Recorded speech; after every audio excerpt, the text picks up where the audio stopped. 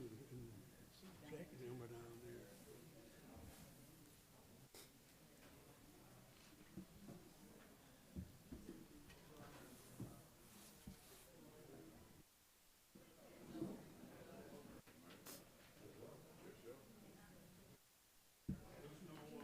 No community economic development. Okay. So it's on you. Yeah, I am. I'm working on something else. Okay, I call the Finance Committee to order at 5:30. Roll call, please. Commissioner Lloyd? Present. Commissioner Winfrey? Here. Commissioner Getzinger? Commissioner Brown? Here. Commissioner Avery? Here. Commissioner Shoemaker? Present. Commissioner Kuzinoff?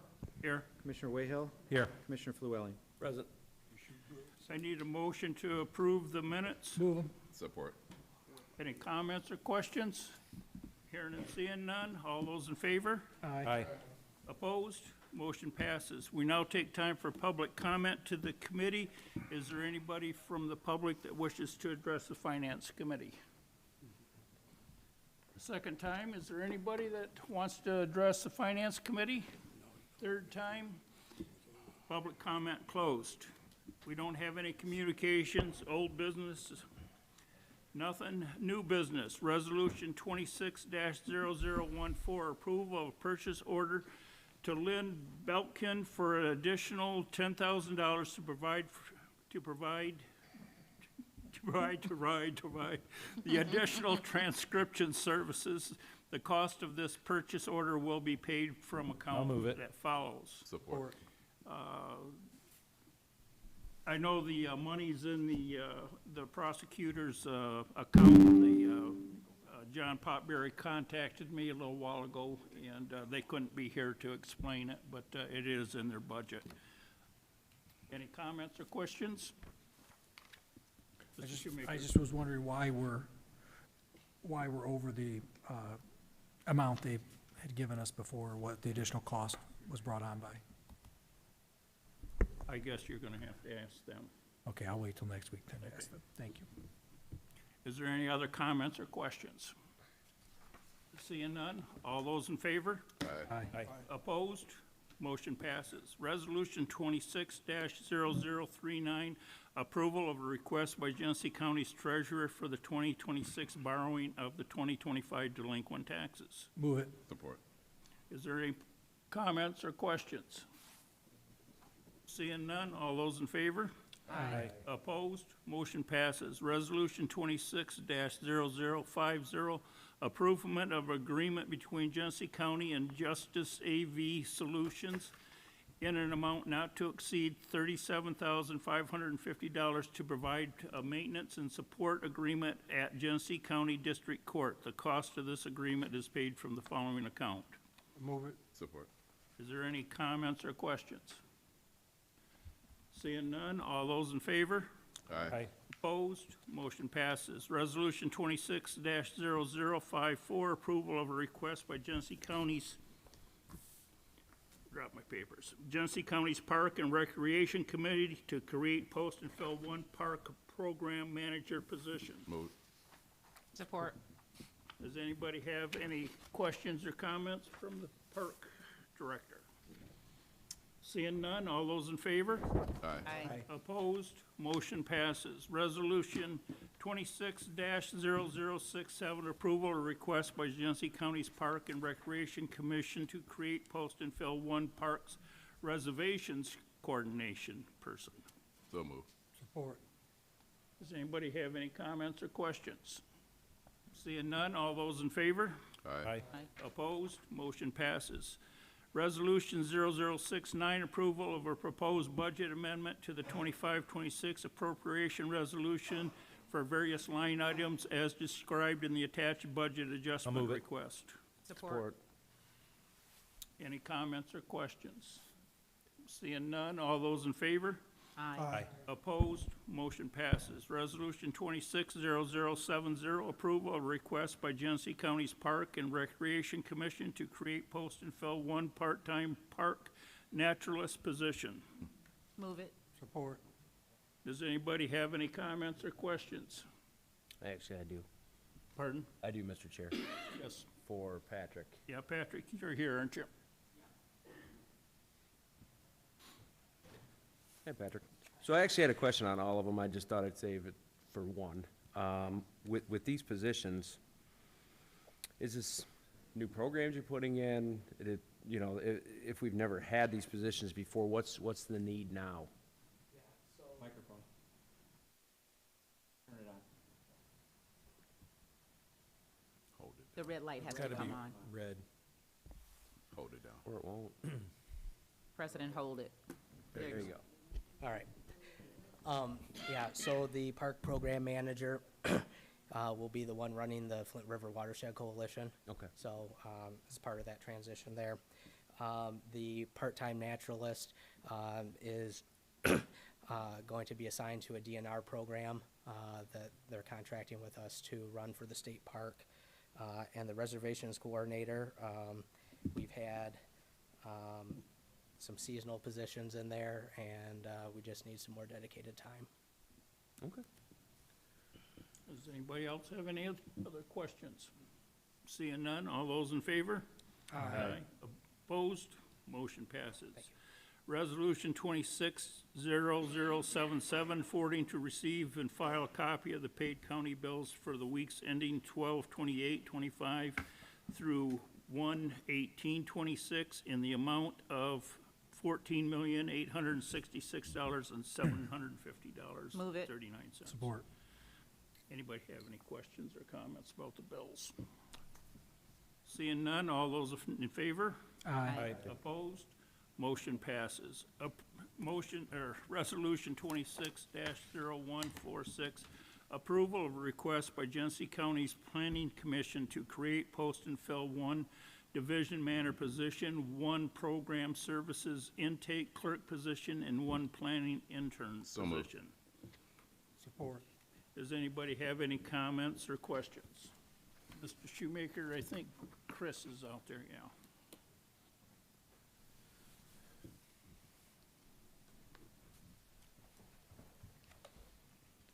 Good evening, Commissioners. Christine Durgan, Assistant Director of the Planning Commission. Hi. If I may, through the chair, my question is are all these figured into your budget for this year, these positions? They all will fit into the budget, yes. This is all new funding that we've kind of had to add into the budget recently. So those grants were approved by this group, I believe, at the last meeting. All right, thank you. Anybody else? Thank you, Christine. All those in favor? Aye. Opposed? Motion passes. We don't have any other business, and we are adjourned. All right, I call our Government Operations Committee to order at 5:39 PM. Roll call, Mr. Clerk. Mr. Freeman, Commissioner Lloyd, present.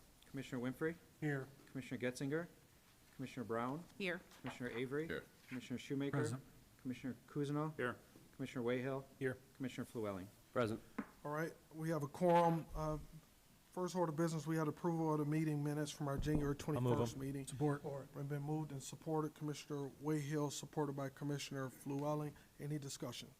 All right, all in favor indicate by saying aye. Aye. All opposed, nay. All right, motion passes. Now we come to our public comment, speaking portion of our committee meeting. If there's any member of the public that wishes to address this committee, please come forward at this time. Any member of the public who wish to address the Government Operations Committee? Any member of the public who wishes to address the Governmental Operations Committee? Public comment is now closed. We have no communications before us today. Old business, Resolution 2026-0027, approval of a proposed change to the appointment process for Genesee County's Metropolitan Planning Commission. What is your pleasure? Move it. All right, it's been moved by Commissioner Brown, supported by Commissioner Shoemaker. Is there any discussion, Commissioner Shoemaker? No. All right, seeing no discussion, all in favor indicate by saying aye. Aye. All opposed, nay. All right, motion passes. Resolution 2026-0028, approval of a proposed change to the Genesee County Planning Ordinance. What's your pleasure? Move it. Support. Moved by Commissioner Brown, supported by Commissioner Avery. Is there any discussion? All right, seeing none, all in favor indicate by saying aye. Aye. All opposed, nay. All right, motion passes. At this time, I'll entertain a motion to drop Resolution 2026-0086, as well as Resolution 2026-0088. There will be replacement resolutions, but at this time, I'm entertaining a motion to drop both of these resolutions. I'll move to drop. Support. All right, it's been moved by Commissioner Wayhill, supported by Commissioner Winfrey. All right, is there any discussion? All right, all in favor indicate by saying aye. Aye. All opposed, nay. Nay. Okay, motion passes. All right, before us, we have two replacement resolutions. Replacement resolution, I'll say that these are add-on resolutions. Well, they're replacement resolutions. Replacement resolution number one will be the one that is for the Director of Administration. Resolution number two will be the resolution for Corporation Council. Do I need to entertain a motion to add this to the agenda? All right, at this time, I entertain a motion to add these to the agenda. So moved. Motion made by Commissioner James Avery, supported by Commissioner Winfrey. Is there any discussion? All right, seeing no discussion, all in favor of adding these resolutions to the agenda indicate by saying aye. Aye. All opposed, nay. All right, motion passes. Now we have these resolutions before us. What is your pleasure? For the purposes of discussion, I'll move. Support. All right. All right, it's been moved and supported, resolution number one. Is there any discussion? I'll start with discussion, since these are being added. Both of these resolutions, in consideration of, the last resolutions we had, both of these resolutions really is a summarization of the previous resolutions that we have. Both resolutions are identical. They're pretty straightforward, and I believe accomplishes what these resolutions are set out to do. That's my discussion. Is there any additional discussion about these two resolutions? Commissioner Shoemaker. One, to start with, Microphone, please. I apologize, Mr. Chair. I'm not in favor of this. I don't think it has any real teeth to the evaluation. You've got the chair and the vice chair, the only ones that actually are gonna sit in on these evaluations. And I think this could be actually skewed depending on which chair and vice chair you have. Most things like this run through government ops. This is actually a government op duty that we passed resolution. The government ops will do the evaluations, and yet you're leaving the government operations chair out of it, whoever that is in the future or now. Like I said, I just don't think there's much to this. You know, I also believe that because there's not much to this evaluation process, or whatever process we want to call this, that there's going to be a lot of discussion brought up on the floor later that we've tried to avoid. So I'm not in favor of this as of right now, because I think it's so vague that we're going to have a lot of discussions on the floor moving forward, which we are trying to avoid and streamline the process. So I appreciate you doing this, bringing this forward, but I will be a no. Thank you. Any additional discussion? Any additional discussion? So, so I have additional discussion. So, there is a couple pieces in here that detail evaluation, time period for evaluation and such. I don't disagree that we should add the government operations chair to it because it's in the government operations committee.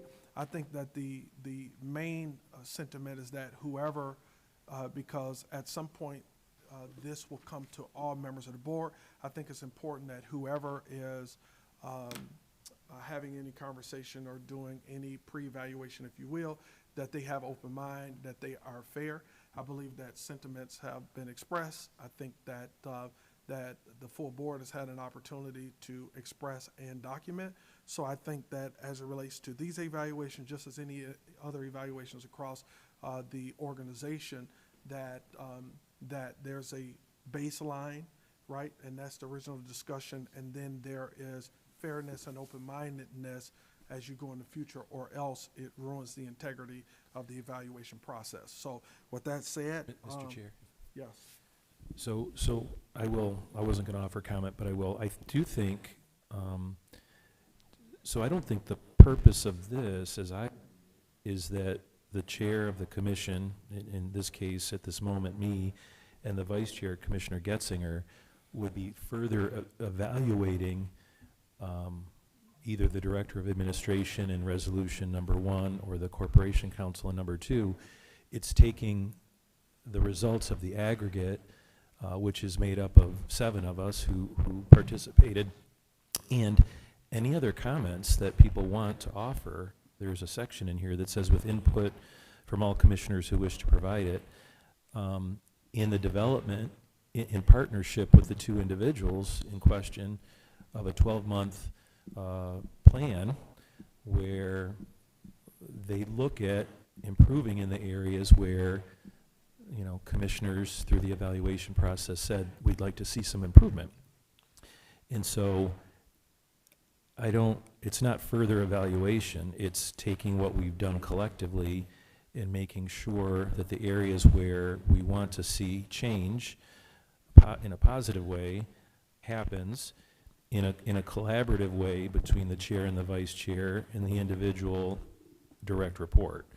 And I fully understand the comment about governmental operations chair, vice chair even, because that's who led the process, and that was in the annual policy that we adopted. So I appreciate that commentary from you and Commissioner Shoemaker. I'm supportive of both of these in that they're, I think, more succinct, and I'm hopeful we'll draw support from a large number of commissioners in that this basically says, you know, in my view, anytime you evaluate somebody, they're going to have pluses and they're going to have, let's be honest, minuses, you know, areas for improvement. Anybody, including me in my role at Mott College. So I think that that's what this says, and it says that we will draw on, and I have everyone's evaluation right here in case I needed it. We will draw on what was said so that we can formulate a plan to improve the person and what they contribute to the county. I will cease. And All right, just one follow-up. So I think this resolution comes a long way to kind of bridge varying concerns. I think that, as you acknowledge, Mr. Chair, it's important, as the Government Operations Committee is the host committee for this process, that we amend this resolution to add the chairperson of the Governmental Operations Committee to this. Then it's complete. It's the chair, it's the vice chair, it's the host committee. And then ultimately the other piece is, I think that, you know, if a plan is come up with, because we had that in the previous resolution, that we don't leave the rest of the board out if there's any concerns of folks that want to have approval of it. I could go either way. The point is just getting to a document to get the process moving forward so that we can proceed with the business. But I will entertain a motion to amend this resolution to add the Governmental Operations Chair, because that's an oversight on my part into this resolution. So moved. All right, it's been moved by Commissioner Avery. Is there support? support. All right, there's support. All right, Commissioner Flewelling. All right, is there any additional discussion? All right, seeing no additional discussion, all in favor indicate by saying aye. Aye. All right, all opposed, nay. Nay. All right, all right, motion fails. All right, now we have before us the resolution that's before us. Actually, we go back to the original motion, all right? Any discussion? All right, all in favor indicate. The original motion, are we going? The original motion is to accept these documents as they're before us, as replacement resolutions. Okay, if we're going to continue with that. Yes, I'd we're like to still have- in debate. I'd like to have discussion on that. Yes. If I may, Mr. Chair. To add to what the chair had stated, I do believe this is evaluation, because how do you measure anything? How are you going to help someone improve unless you're evaluating what they're doing now and whether they've met that metrics and went from one metric to another metric, which is an improvement? So it has to be part of an evaluation tool, continuous evaluation tool for improvement. So, like I said, I don't know how you do that. I've managed a lot of people over my lifetime. I've been managed over my lifetime. And the key is, if you are trying to strive for that improvement, there has to be an evaluation of where you are and where you've come to improve. Okay, that's just what it is. So it is still a constant evaluation tool as far as what it is. Like I said, I'm very upset. I would support the government operations portion of it because the government operations person chair should be there. And what frustrates me, and I think is going on, is because you guys don't like what the government operations chair said during the pay discussion. You want to take the government operations chair of the whole process. And guess what? If Commissioner Lloyd was not the government operations chair, and one of you was, they should still be on here. Because it's the government operations position to do these evaluations, and now you're ruling that out. So it just seems like a slight to not the chair, but the actual person who is the government operations chair, because they should be involved in this, because this falls under their duties. And I think, I don't know why you wouldn't want it, because next year, if, let's say Mr. Lloyd is not the government operations chair, and we're still doing these evaluations, and you were the government operations chair, and you were in charge of the evaluation at the end of the year, you're gonna have to take that sheet this fall, he's going to have to, that the chair created, that we did the evaluation on, and we're gonna have to go through it. He's gonna have to go through it again. I'm the vice chair. I'm gonna have to go through it with him. We're gonna have to make sure it's accurate and adequate. But yet, you don't want him involved in the evaluation, so guess what? When he's putting that sheet together, it's the most accurate piece it could be.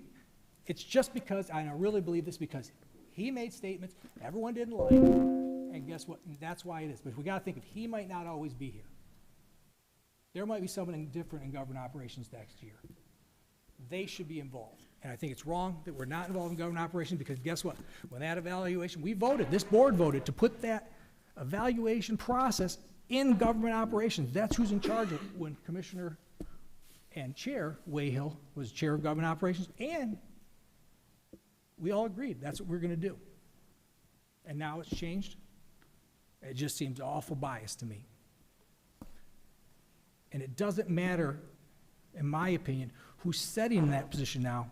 It's the fact that is the government operations chair, whether it's Commissioner Kuzno or Commissioner Wayhill, Commissioner Brown. Government ops should be involved in that, because they are involved in the evaluation process at the end of the year that we're gonna all be handed out again to handle. So thank you, Mr. Chair. I appreciate the opportunity to speak. Thank you, Commissioner Shoemaker. Any additional discussion? Dr. Commissioner Brown.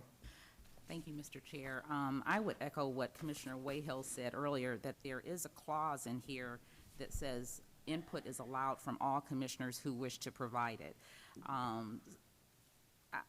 I think that's the avenue that needs to be stated, and I think I have full confidence in the chairperson and the vice chair.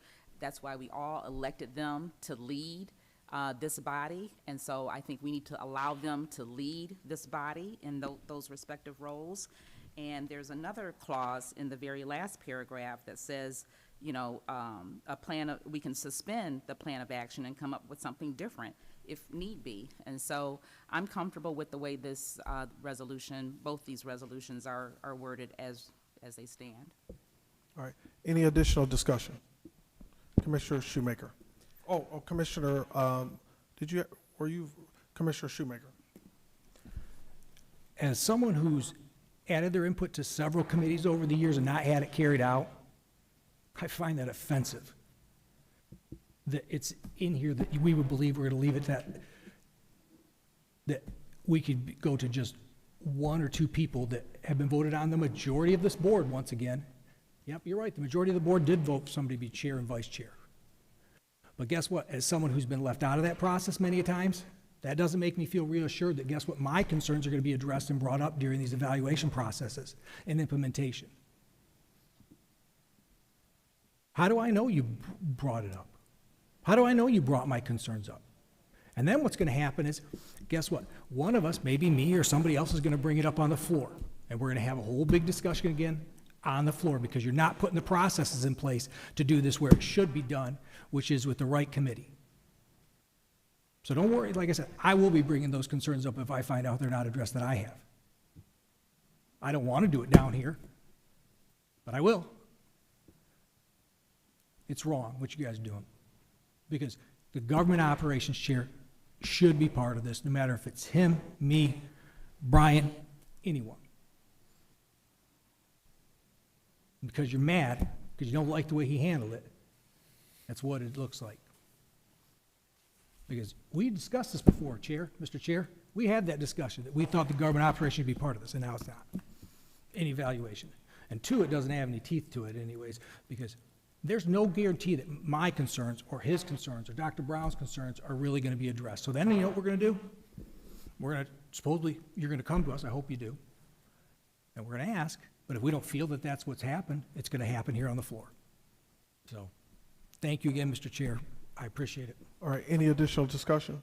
Mr. Chair, I'm committed, if this passes, to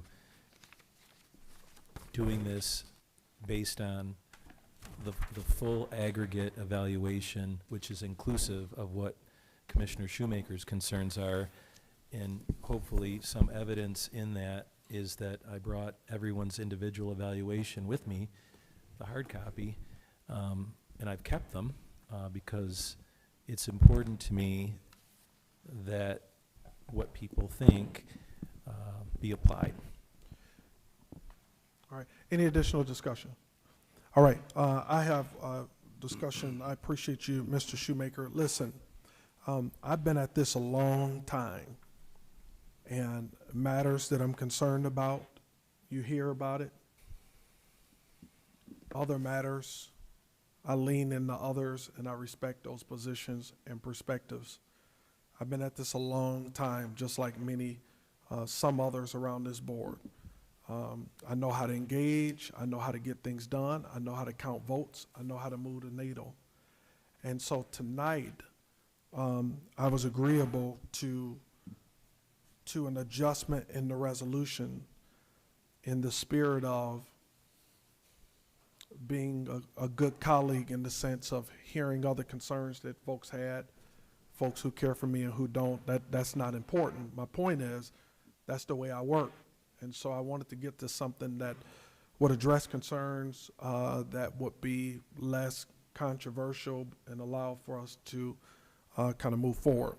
What I'm disheartened by in my choice to do that tonight is that the vote that, you know, and it's relevant to this, to not include the governmental operations, you know, I'm not a dummy. It's only because folks don't want me as an individual in that process, because it's okay for people to be mute if they choose to. It's okay for people to say not much at all publicly if they choose to. But I have the same one vote as everybody else, and because I chose to carry the water, some of which others may not have carried, or because I chose to speak up, now you're voting tonight, and I'm not crying, I'm good, I'm okay, because, hey, we're good. But it's unfortunate, because if I can entertain a motion to drop what you had an issue with, and if I could bring a resolution as a compromise to address everybody's concern, then the least I believe folks could have did is said, hey, you know, he's a government operations chair, he's going to be fair, and so let's do this thing. And so, you know, I understand people have a right to vote how they vote, but we need to keep that in mind when the reality is we don't just have one issue on the table, but when this issue is done, we have 3 more years worth of issues that's coming forward. And it takes 5 or 6 votes for folks to do that. And, you know, I'm committed to voting for what's right and partner with people, but you know, to have folks, you know, to work and vote in some way to try to silence me, all you're going to do is make me talk more. And so I just want to be, you know, I just want to be very clear about that. And I believe, Commissioner Shoemaker, you are right. And the reality is, I can't speak for everybody on the board, but I'm sure you and I aren't the only ones that will acknowledge that that's exactly what it is. And then there's a couple people who voted that I'm disappointed that that was your vote, especially when I brought these resolutions. They honestly don't have much in them at all, but I was okay with doing it. So let's just be honest and let the record reflect what that looks like. And I'm not crying about it. I just want to make sure we acknowledge it, because what you're trying to prevent from happening, you're just going to make it happen tenfold. I just want to be clear about that. Is there any additional discussion? So I'm going to vote no. Is there any a no vote. additional discussion? Clarification, this is a vote to add it to the agenda. We already added it to the bill. Okay, accept this as a piece. This is to approve it. I recommend a no vote. No. All right. And tonight I'll be voting yes, because I'm choosing to address the concerns of those who care for my position and those who did not. So I'm going to vote yes on this. Any additional discussion? Mr. Chair, can you reread the motion? The motion is to adopt this resolution as the replacement for the resolution that I asked for a motion to drop. Thank you. All right? All right, any additional discussion? All right, Commissioner Flewelly. And it's the original resolution, not with the No, it's. government ops added. No, Yes. no. Right, yeah, right. Yeah, the other resolution has been dropped already, so that resolution. Amendment to add government ops was Yes, voted down. Okay. and the, this resolution is the resolution that's on the table. Yep. I'll be voting yes, as I've already committed to do. All right. Mr. Chair, the reason I'm changing my vote is that it is apparent that we will continue to discuss in public what we believe to be the shortfalls of individuals who work for the county, and I think that can be done in a way that is not disparaging, and I'm concerned that if we have this on our agenda next week, based on what I've heard tonight, that is going to continue, and I do not want to support that as an individual commissioner. So I will be voting no. All right, any additional discussion? All right, all in favor indicate by saying aye. Aye. All opposed, nay. Nay. All right, roll call. Commissioner Lloyd, Yes. Commissioner Winfrey, Yes. Commissioner Brown, Yes. Commissioner Avery, Yes. Commissioner Shoemaker, No. Commissioner Kuzno, No. Commissioner Wayhill, No. Commissioner Flewelling. Yes. Motion passes 5-3. All right, motion passes, so that's both of these add-on resolutions. Now that brings, That was just number one. oh, that was number one. Okay, okay. So now we have number two, it's an identical resolution for our corporation counsel position. What is your pleasure? I move it. Support.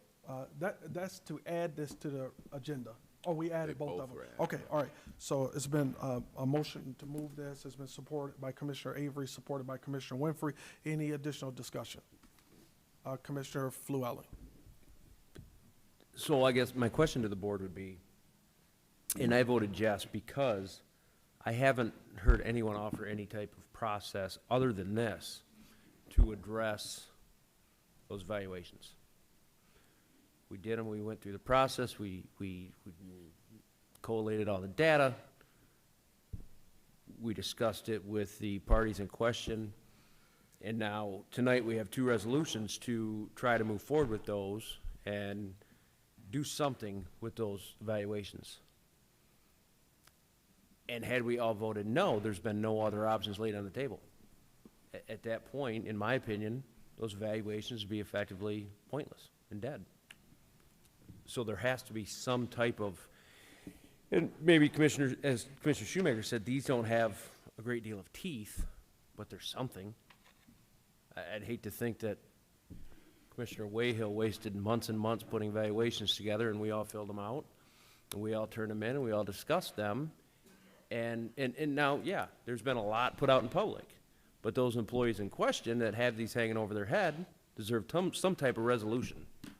Whether they improve, whether they don't, there's got to be a process put in place to address this. And if we all vote no and let this die, because you offered an option, that was turned down, we don't like the alternative, where do we go from there if these are thrown out? Thank you. Commissioner Avery. Yeah, could we just, I would like to suggest as one of our workshops that we just do a follow-up and then have a procedure of understanding what those parameters are, as Commissioner Flores was alluding to. I think it's important. This is the first time of an evaluation, so they're going to have kinks, they're going to have some things that need to be worked out. So I would suggest using one of those opportunities to come together and have a uniform consensus of how we go forward. That's my suggestion. All right. Any additional discussion? Okay, seeing none, all in favor indicate by saying aye. Aye. Aye. All opposed, nay. No. All right, roll call, Mr. Freeman. Commissioner Winfrey? Yes. Commissioner Brown? Yes. Commissioner Avery? Yes. Commissioner Shoemaker? No. Commissioner Kuzno? No. Commissioner Wayhill? No. Commissioner Flewelling? Yes. Commissioner Lloyd? Yes. Motion passes 5-3. All right, thank you. Next, we have before us under new business resolution 2025-2541, approval of an agreement between Genesee County and the vendor listed in an amount not to exceed $41,700 to provide for an online searchable historical election results database and statistics tool. What is your pleasure? So move. All right, moved by Commissioner Avery, supported by Commissioner Winfrey. Is there discussion? Commissioner Shoemaker. Thank you, Mr. Chair. Is this the same company that provides what we have now on our website when we have previous election results looked up, or? Looks like our clerk is coming. Clerk Clemens. Good evening, Commissioner. So this is a different service entirely. So what you're thinking of is our election night reporting tool, which shows the live results of what happens on election night. What this is, this organization, Severa, in election stats, is providing us the historic outlook of that. So for example, one of the many things could do, as you are looking at your race in your district, I could type in your name, and instead of you having to look up a spreadsheet or a different site for every single election, I can type in Sean Shoemaker and we can see your election results over time, where you yourself can compare how did I perform in Argentine Township Precinct 1 year over year. It can be used for civic groups to see voter engagement year over year, to see where they need to target, where their efforts are to get more voters out. So this is a historical tool. This is a long-term tool. And I also have the vendor online here with us as well that can answer some direct questions as well as provide a brief demo if that's something you're interested in. All right. Commissioner Shoemaker. Just a slight, quick question, because I've pulled those numbers, and it is a massive spreadsheet. But what stops me from taking those, downloading them, putting them into a AI tool, and asking the AI tool to consolidate it, and I save the taxpayers $41,700?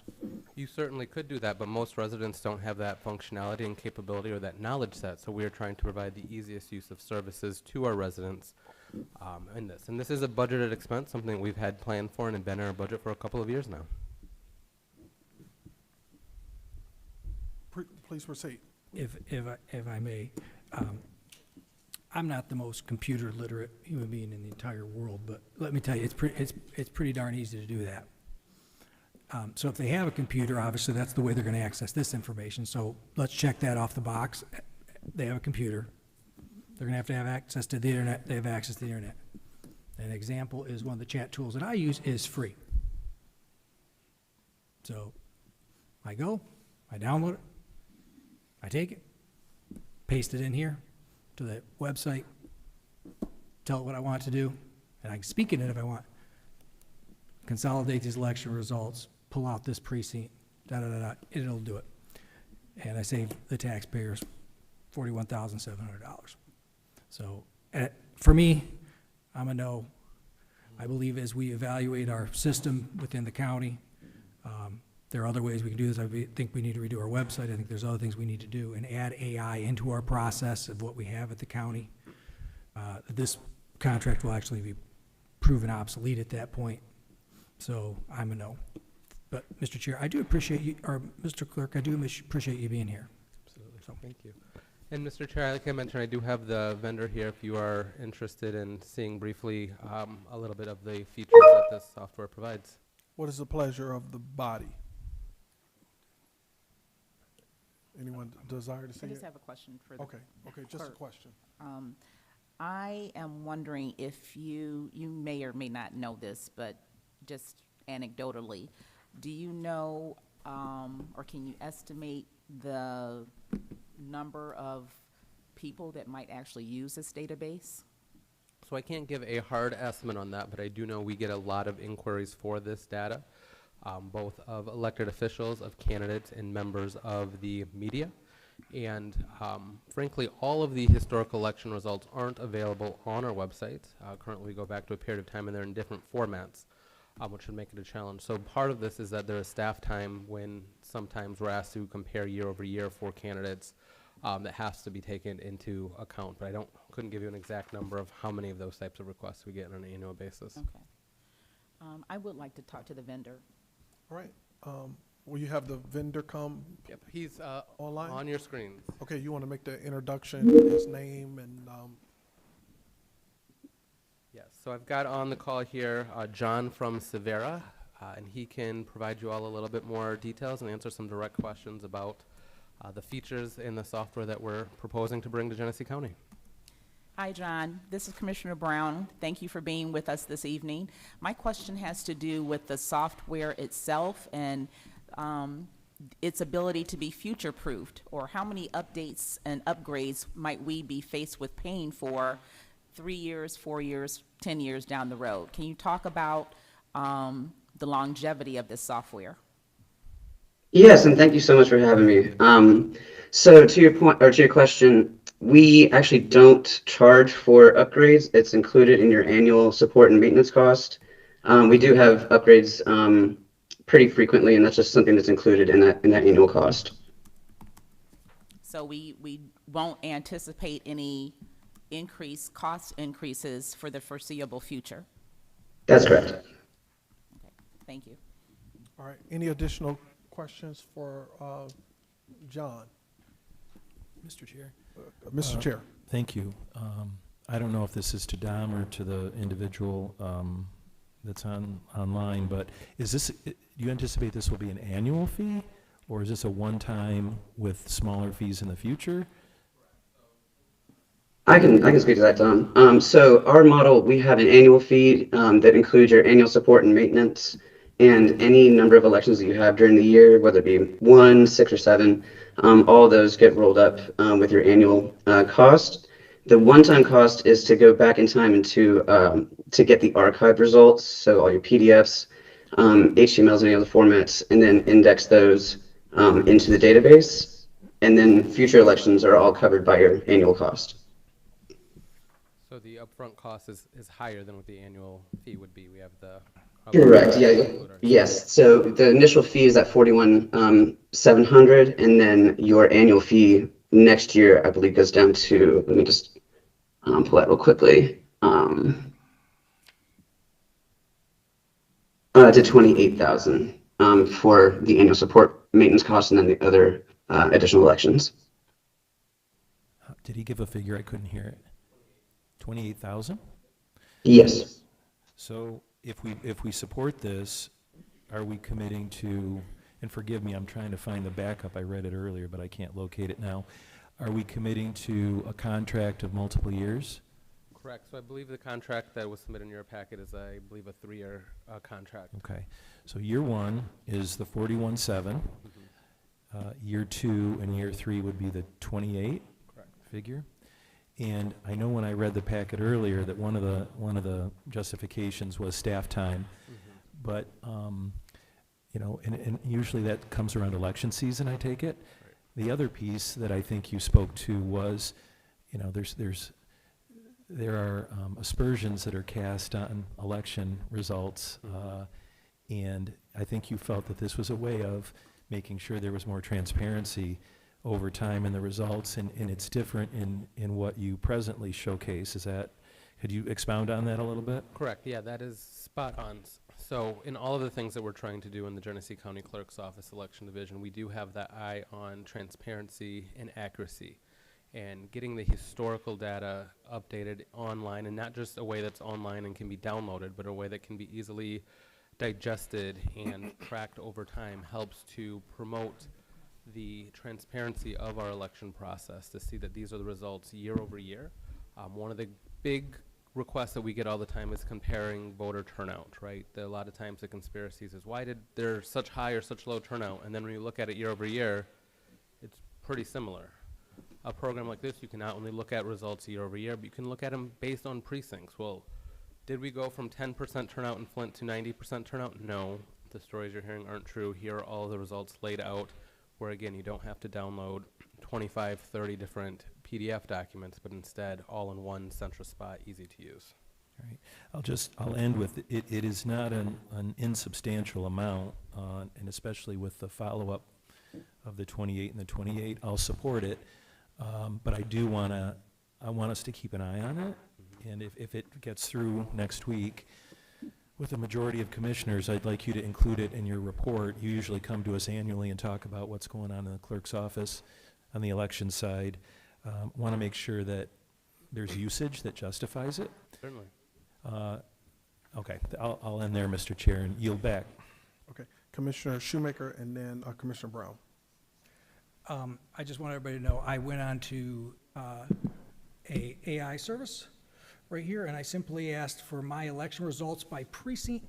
I didn't ask for anything more, and amazingly, it gave me, in seconds, not just my election results per precinct in my district for the 2024 election. It gave me the young lady who ran against me's election results free. All of them. And if you'd like, I can take it over and we can hook it up to the monitor so you guys can see it if you'd like. And I hear that, and I respect that. The two things I ask you is, can you verify that those are the correct numbers? Here's the deal.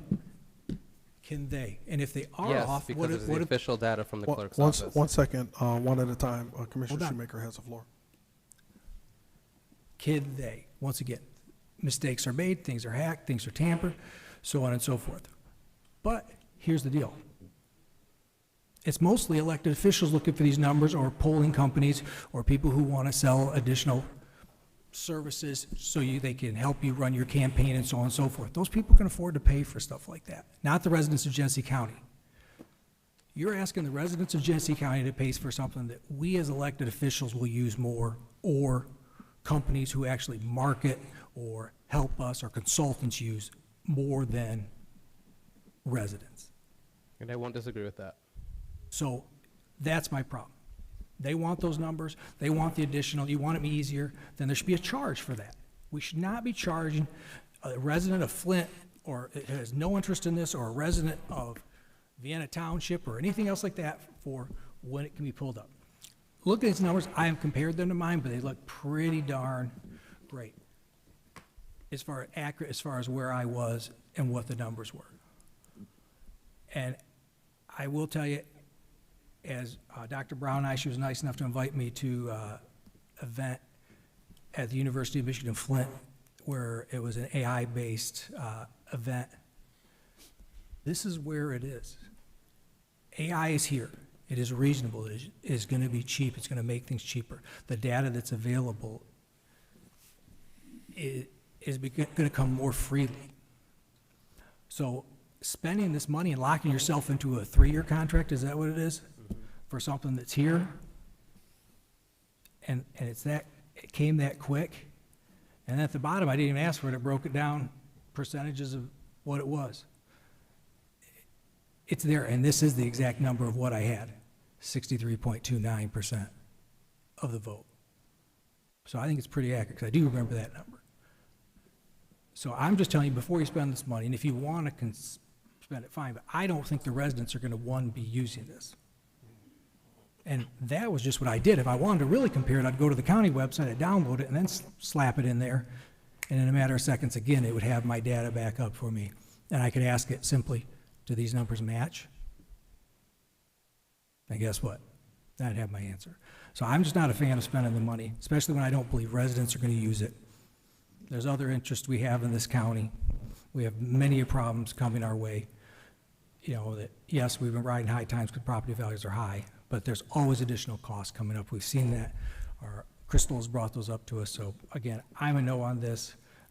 one, first, because I think we can get it done for free. Two, it's not taxpayers really using this. These are elected officials or other groups that are involved in elections, and they can afford to pay, where a resident shouldn't have to pay for us to be politicians. So, thank you, Mr. Chair. Mr. Chairman. All right, Mr. Clerk. So one question for you, Commissioner. Would you be open to a conversation if this was able to be turned into something like some of the other services that we offer that were offered at a subscription price to the user? I'd look at it for them, yeah. Okay. But I still think you're not gonna get me. Microphone. Oh, I'm sorry. I apologize. Thank you, Mr. Chair. Thank you for the question. I still think you're gonna find very few people that are gonna subscribe this, because once you, this technology, this AI piece is a game changer. It's scary to some, and it is scary to me at times, because what's it mean for our workforce? What's it mean for us as a nation or as a society? But it's here. And the stuff it can do in a matter of seconds is incredible. And to keep locking ourselves in these contracts with companies, especially software companies, when I can prove to you right now, I got it. The data was right here. It took me seconds.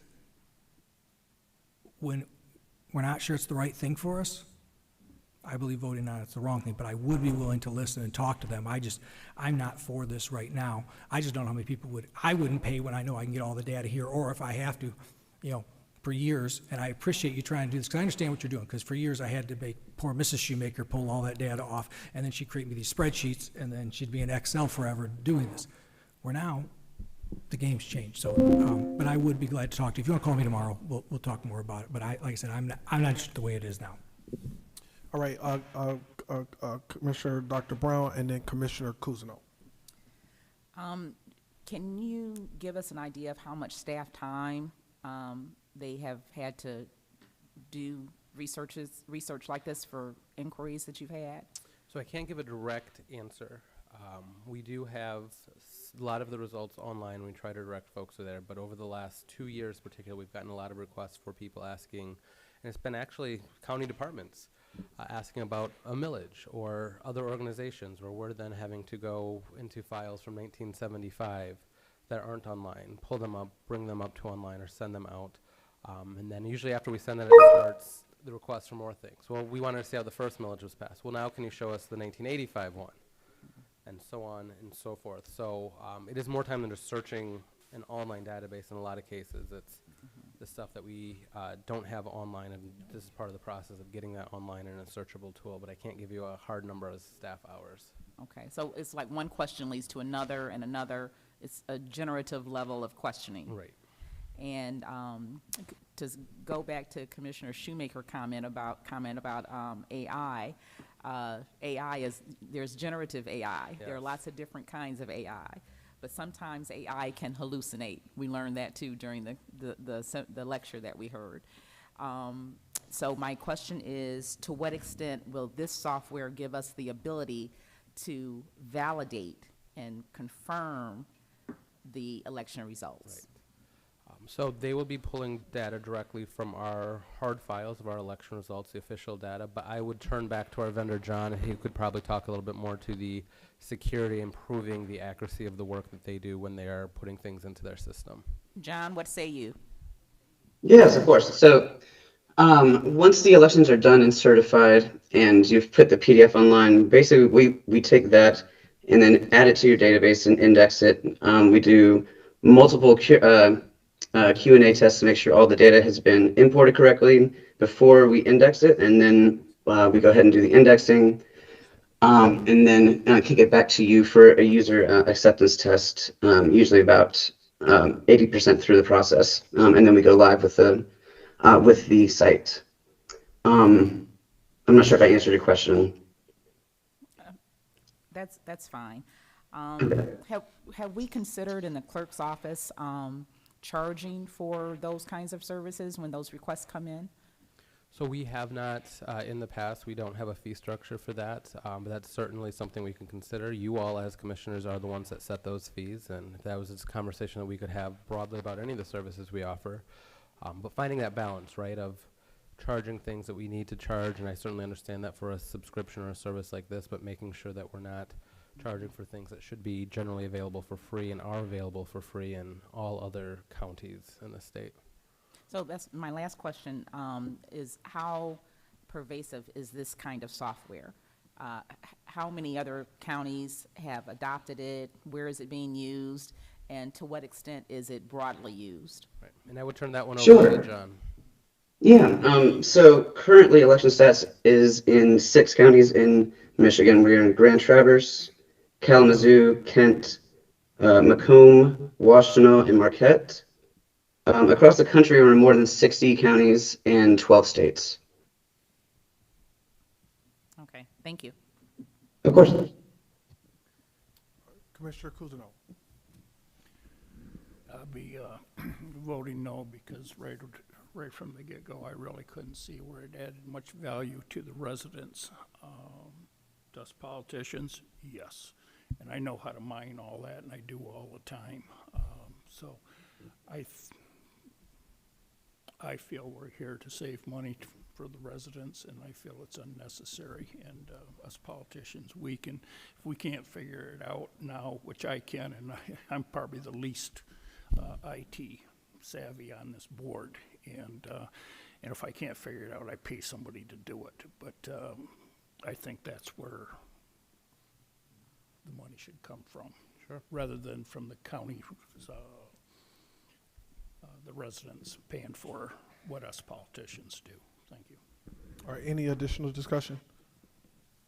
Okay, I have a question. Do we have, maybe Mr. Is Mike in here? Mike, can you come up for a second, please? He's our director of our Information Technologies Department. Do we have staff within your department who can build these kind of programs, platforms, design these kinds of things? No, No? sort of. No is the short answer. The long answer is much to what Commissioner Shoemaker is referring to, is there's newer technologies, there's disruption happening daily. So can we achieve the same results or similar results? Probably. So you're saying you can build it? I wish I could give you a straight answer. I don't mean to be, I don't really know for sure without doing a proper analysis. Sure. And then having my staff yell at me tomorrow morning for the wrong answer. I would have to say, if you said, I need an answer right now, I'd have to say no. Okay, okay. The reason, thank you. The reason why I ask, because I'm familiar, as others around this table probably are, with like platforms, databases, that kind of thing being built. I haven't built them, but I've had to work with people on my staff who do, because there's all these different system requests and so on and so forth, and they're generally like in our IT department, where you wouldn't have to go out and have a vendor do it and so on and so forth, and then in-house they're monitoring, making adjustments to the programming, you know, that kind of thing, and then the information is held in-house. So I was just curious if we had a capability to build this, you know, in-house. If I may offer this, we routinely look for solutions outside of within our own wheelhouse, things that we don't normally do. Clarification, I don't know much about the utility of this particular piece of software. It would take me a week to discover, probably 2 days of what this does, and then another 2 or 3 days to find someone who could do this for an incredibly cheap amount. So I could have an answer to you in a few days.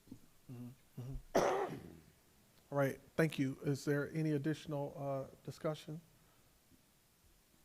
on this? I'll say I was intrigued by the dialogue about a potential fee for service for this. This to me is, you talk about the balance in what clerks offer. This to me is sort of is over and above, I think, clearly based on what the gentleman said in terms of how many of Michigan's 83 counties have this. It might be to our advantage to explore the fee piece of it and whether we can recoup all or some of this if it is passed.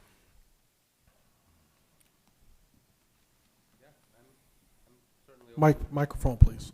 I'm certainly open to that exploration. I can work with this vendor and see if that's an option that they can put in their system. I'm open to working with our IT team to see what we can do on the back end with that. Whatever it takes, I'm just trying to get more information out to be publicly consumed by elected officials, candidates, media, the public, whoever has a a taste and a hunger for data and knowledge.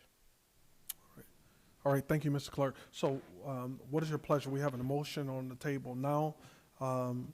What's your pleasure? Is there any additional discussion?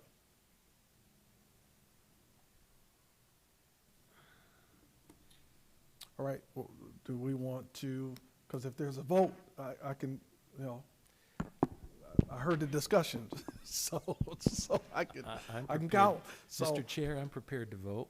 okay, all right, all right. Seeing no additional discussion, all in favor indicate by saying aye. Aye. All opposed, nay? Nay. All right, motion fails. I tried to get a postponement out the deal, but nobody played ball. Okay, all right. Thank you, Mr. Chair. Look forward to you all investigating that and then coming back, you know, if need be. All right? Okay, we move to the next item.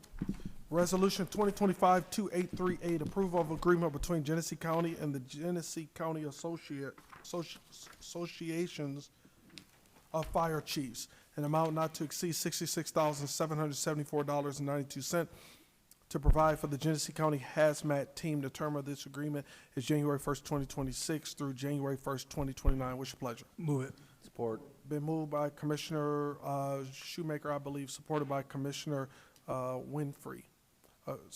Moved by Commissioner Flewelling, supported by Commissioner Winfrey. Any Shoemaker and Winfrey. Shoemaker and Winfrey. Thank you. Any discussion? I'm All the right. one with hair, just so you know. All right, Commissioner Yeah, Flewelling. just real quick, Mr. Chair, I just want you to know that I will be abstaining from this vote because I am a member of that association. All right, thank you. Noted, Commissioner Brown. Thank you, Mr. Chair. I did have a lengthy conversation with Commissioner Flewellen about it because he's been working more closely with this than I have and has 7 years of history in working with this challenge. And so he helped me understand that this money is basically already there from a vehicle that's been sold. And so and as long as the proposal is not going to cost the county anything, I'm fine with it. All right, any additional discussion? Commissioner Cousineau, then Commissioner Shoemaker. Thank you, Mr. Chair. Yeah, I've spoken with my local fire department too, and this has been a long time coming that some changes needed to be made, and so I'll be voting in the positive. All right, thank you, sir. Commissioner Shoemaker. Mr. Chair, my one question is the agreement's January 1. Have we already been operating this agreement? Is there someone here? Thank you, sir. Please give us your name, agency, and whatever else you think is pertinent. Hello, everybody. Chris Metropolis. I am your county emergency manager.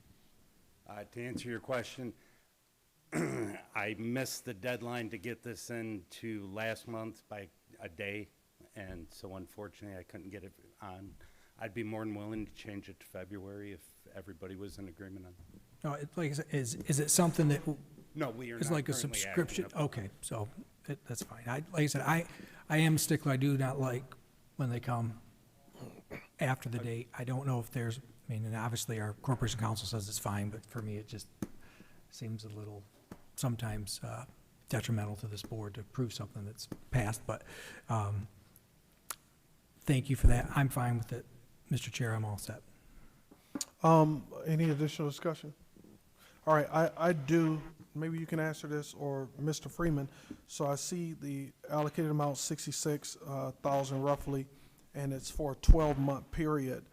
If we approve this with the term being what it is, with January already done, does that throw this dollar amount off? Like, will that amount be needed? Is this amount divided up, the usage for a 12-month period? Does it make more sense for us to move this from February to the end of next January? Should we change this beginning date? Does it matter? Okay, all right. Mr. Chair, Mr. just Flewelling. real quick for clarification, it's through January 2029. Got it. Thank you, and I'm corrected. All right, any additional discussion? Seeing, Commissioner Shoemaker. Through the chair, if Commissioner Flewelling would like to explain kind of, or the emergency manager would like to explain what the residents are getting for this money, that'd be wonderful.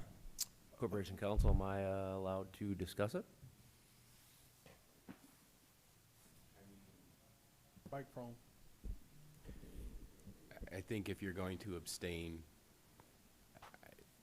the reason for the abstention might militate that you not be involved in the debate of Okay. it. The emergency manager has all that information Okay. as well. Thank you. So the citizens of the county, the hazmat team is made up of our local fire responders. All of them are on call, all of them respond on their own time. What this provides is their yearly physicals that they have to take. Every firefighter takes a physical. However, because of the toxic substances that they may incur, they make sure and do a new one every year to check their vitals and make sure that they're completely clear. Among, other than that, it also covers the equipment that they use and the equipment that has to be serviced and other substances like the kitty litter they use for spills. If I may, Mr. Yes, Chair, sir. continue. How many fire departments in our county have hazmat teams? All of them? No, so it's one county hazmat team, and some of the fire departments have firefighters that are a part of the team. I believe right now, last I heard, I believe there's approximately 12 members to the team. Thank you very much. All right, any additional discussion? Seeing none, all in favor indicate by saying aye. Aye. All opposed, nay. All right, motion, and there's one abstention. Motion passes. All right, resolution 2025-2858, approval of purchase order to Hantivy Pediatric Emergency Standards, Inc., in amount not to exceed $5,834 for the purchase of medication management software for use in the field across the office of the sheriff. I'll move it, Mr. Chair. Genesee County Paramedics Division, moved by Chairman Wayhill, supported by Commissioner Dr. Brown. Any discussion? Seeing none, all in favor indicate by saying aye. Aye. All opposed, nay.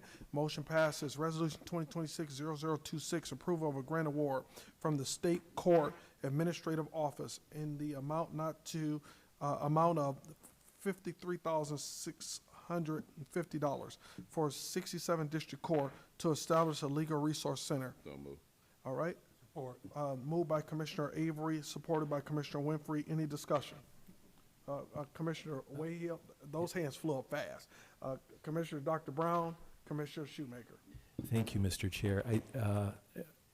If you would step forward, I know you're probably here for this particular item. Thank you. If you'd introduce yourself for us. I'm Helen Davis, the 67th District Court Administrator. Thank you for being here. Tell me how this compares to the Legal Resource Center that we set up in Circuit Court. It's a smaller version of the Circuit Court. The people that would be utilizing ours would be the people that are being evicted from their homes that can't afford their own attorney. And it's a shortcut from going to legal services, of making an appointment. There would be a navigator that would help them look up documents, assist them with filling the documents out, and they could do that right in our building rather than going down to the Circuit Court building. Let me ask it a different way. If they were to go to the other Legal Resource Center with these types of issues that are more district court level, would the Circuit Court's Legal Resource Center have the personnel, the resources to help them, or not? Yes, they would. Okay. All right. It's a grant from, I think, State Court Administrator's Office, Yes, is that yes. right? It's a one-year grant. Yes. Have you had discussions or thought about sustainability? We're not really sure if we would be asking for an extension on the grant. We would have to see how much use we would have it from the citizens of the city of Flint. Okay. So it's the 67th district? Okay. So there might be an opportunity to ask for a year 2 or year 3 based on Yes, usage? we would be hopeful that we could. Okay. Tell me again what it's purchasing. It's paralegal time? It And- would be some paralegal time, or they're called navigators. Some librarians are trained to be navigators.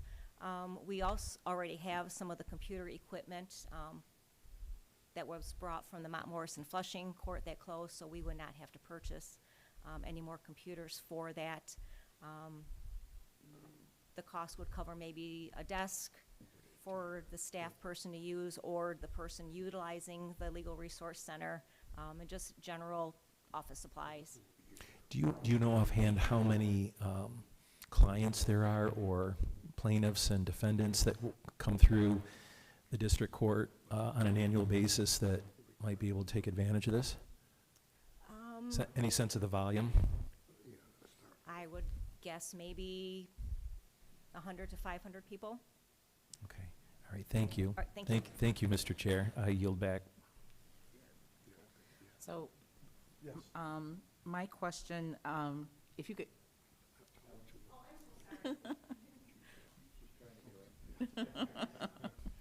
So the grant award is for $53,000. Do you anticipate any additional expenses, or are you seeking any additional grants on top of that, to help build out the Legal Resource Center? No, we are not. Okay. And I heard you say up to 500 people might be utilizing it? Yes. And help me understand where this is situated physically. We are hopeful that in the front of the McCree building, the entrance, there is a space that we no longer use. We would fill that with the desk and the person to help navigate. Okay. I'm reading a memo that I received on January 26th from Rachel. I don't know how closely you work with Rachel Harlow. She's the director of the Legal Resource Center that was just completed. And she gave me some data saying that there were more than 6,000 visitors that were served in 2025 seeking legal information, referrals, assistance with forms, and court navigation. The University of Michigan Flint interns have used it. The Michigan State University Flint Study Away program has utilized it with a partnership with them. They have some on-site community partners in the Vital Records Division. Once per month, they do birth, death, and marriage records. Friend of the court. It goes on and on and on with a lot of the activities that are actually ongoing in the Legal Resource Center that was just recently completed. So I'm still struggling with, what's already been brought up about the duplication of effort, I guess is what I'm struggling with. We would just like it to focus more on the users of district court, and to be more convenient for them so they don't have to go to another facility. They could go to the clerk's office, ask for a form right there, and if they need assistance filling out the form, we would have somebody there to help them with the form, so they wouldn't have to leave and come back and leave and come back. Okay, thank you. You're welcome. All right, Commissioner Shoemaker. Thank you. Thank you to my colleagues. You wiped out about 4 or 5 questions, so that was awesome. My next question up is, so this is going to be based down here at the McCree building, that's the plan? Yes. So it's going to represent residents from where in the county? Everyone in the county. But they need to be able to have transportation down here to do that. Correct. There's no way to go online, have, possibly answer their questions through like, a chat tool between anyone. They've actually physically have to come down.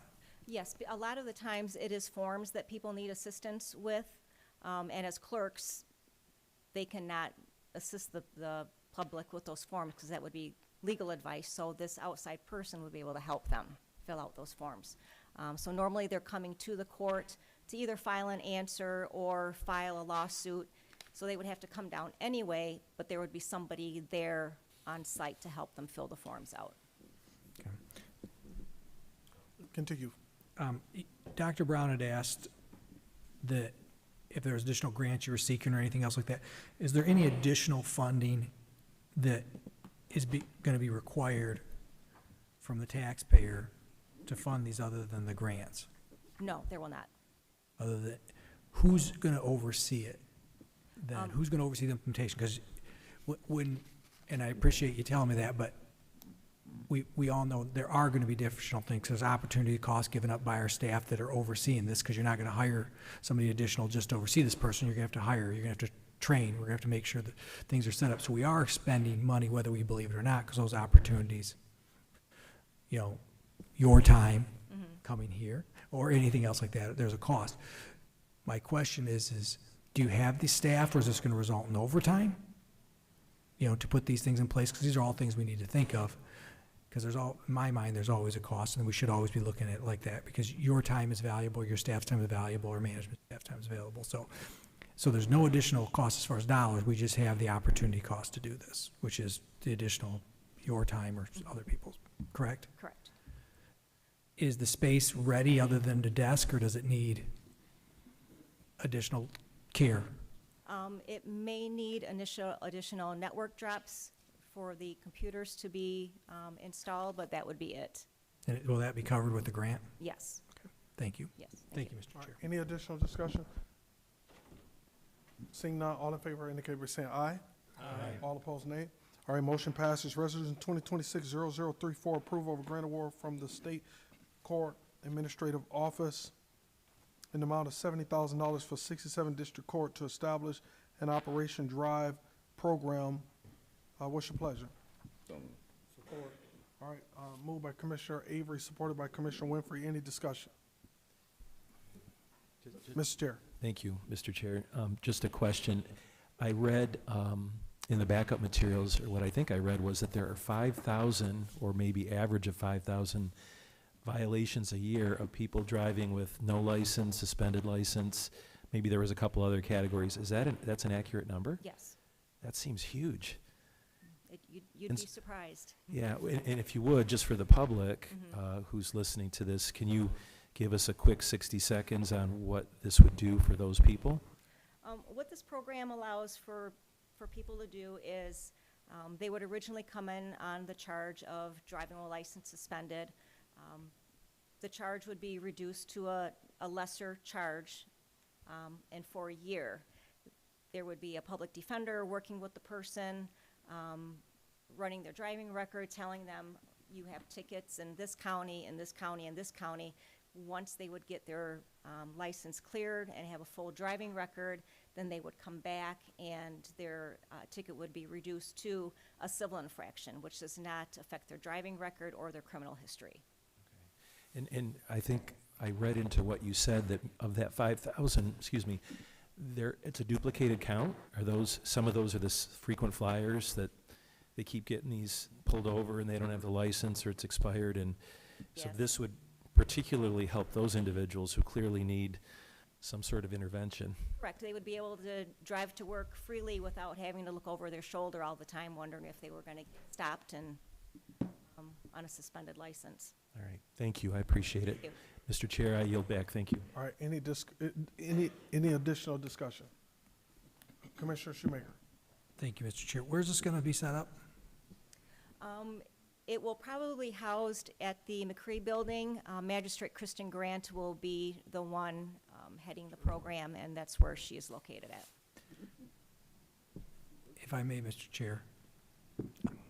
As we navigate these, I just started thinking back about this, the last one, $53,600 by the time you refurbish it, drop lines and do all this stuff. Is that really gonna be enough to pay somebody to sit in there and help? I mean, that's not a lot of money. Let's say we use 13,000 of it for, you know, updating a desk, and, you know, we just bought a podium for $2,300, $2,700, so I'm sure a desk's gonna cost more. So here's my question, is that enough to operate this program and fund somebody to sit there and help people that, because I think a paralegal, when we approved our last contract, it was far more than $40,000 or even $50,000. It would be a part-time position.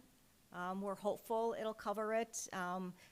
This type of grant is new to the court, so we're gonna see how it works, and if we do have to cut back on some of the costs for staff to run it, then we will do that to make sure that we don't go over budget on our grant. All right, and so the resolution we're talking now, the 70,000, those funds will be used not just for salary again, but for any additional items needed, you know, drop lines, anything else like that, paint, whatever Correct. need for We it. won't need any additional computers or drop lines for that. Everything will be set up through the courtroom. Okay, thank you very much. Okay, thank you. All right, any additional discussion? Seeing none, all in favor indicate by saying aye. Aye. All opposed? All right, motion carries. Last and final resolution for this committee, Resolution 2026-0131, approval of a resolution recognizing March 2026 as Women's History Month Move it. in Genesee County. It's been moved by the sole woman and doctor on this, well, not doctor, we had two doctors, but the sole woman on this board, Dr. Brown, and is supported by Commissioner Winfrey, I believe. All right, is there any discussion? Do we normally read the resolution in committee or the full? Last time you had Mr. Freeman read it in committee. Okay, It's up to you. all right, I'll read it now in committee. Oh, I couldn't pull it up fast enough. That's what it was. Here's a resolution. To the Honorable Chairperson and members of the Genesee County Board of Commissioners, I had to pull it up this time. All right, whereas Congress overwhelmingly passed a resolution in 1987 declaring March to be Women's History Month, which proclaimed that American women of every race, class, and ethnic background have made historic contributions to the growth and strength of the nation in countless recorded and unrecorded ways.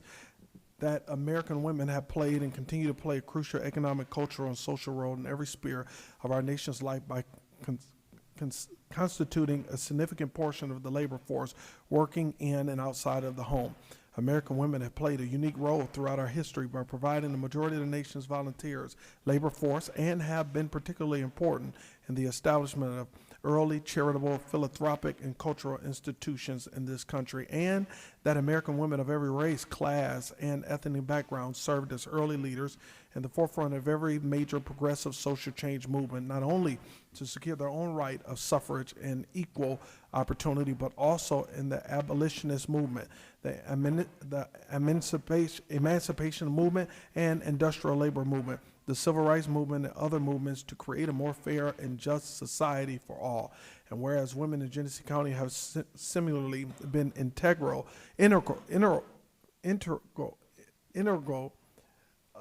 to every facet of community life, including as physicians who modeled excellence in service, such as Dr. Vivian Lewis, who was the first black woman to serve as a physician at Hurley Medical Center after completing her pediatric residency in 1963, and Dr. Evelyn Effie Golden, who was the first woman to intern at Hurley in 1936 and went on to a nearly 50-year career prioritizing health for children, seniors, and the working class.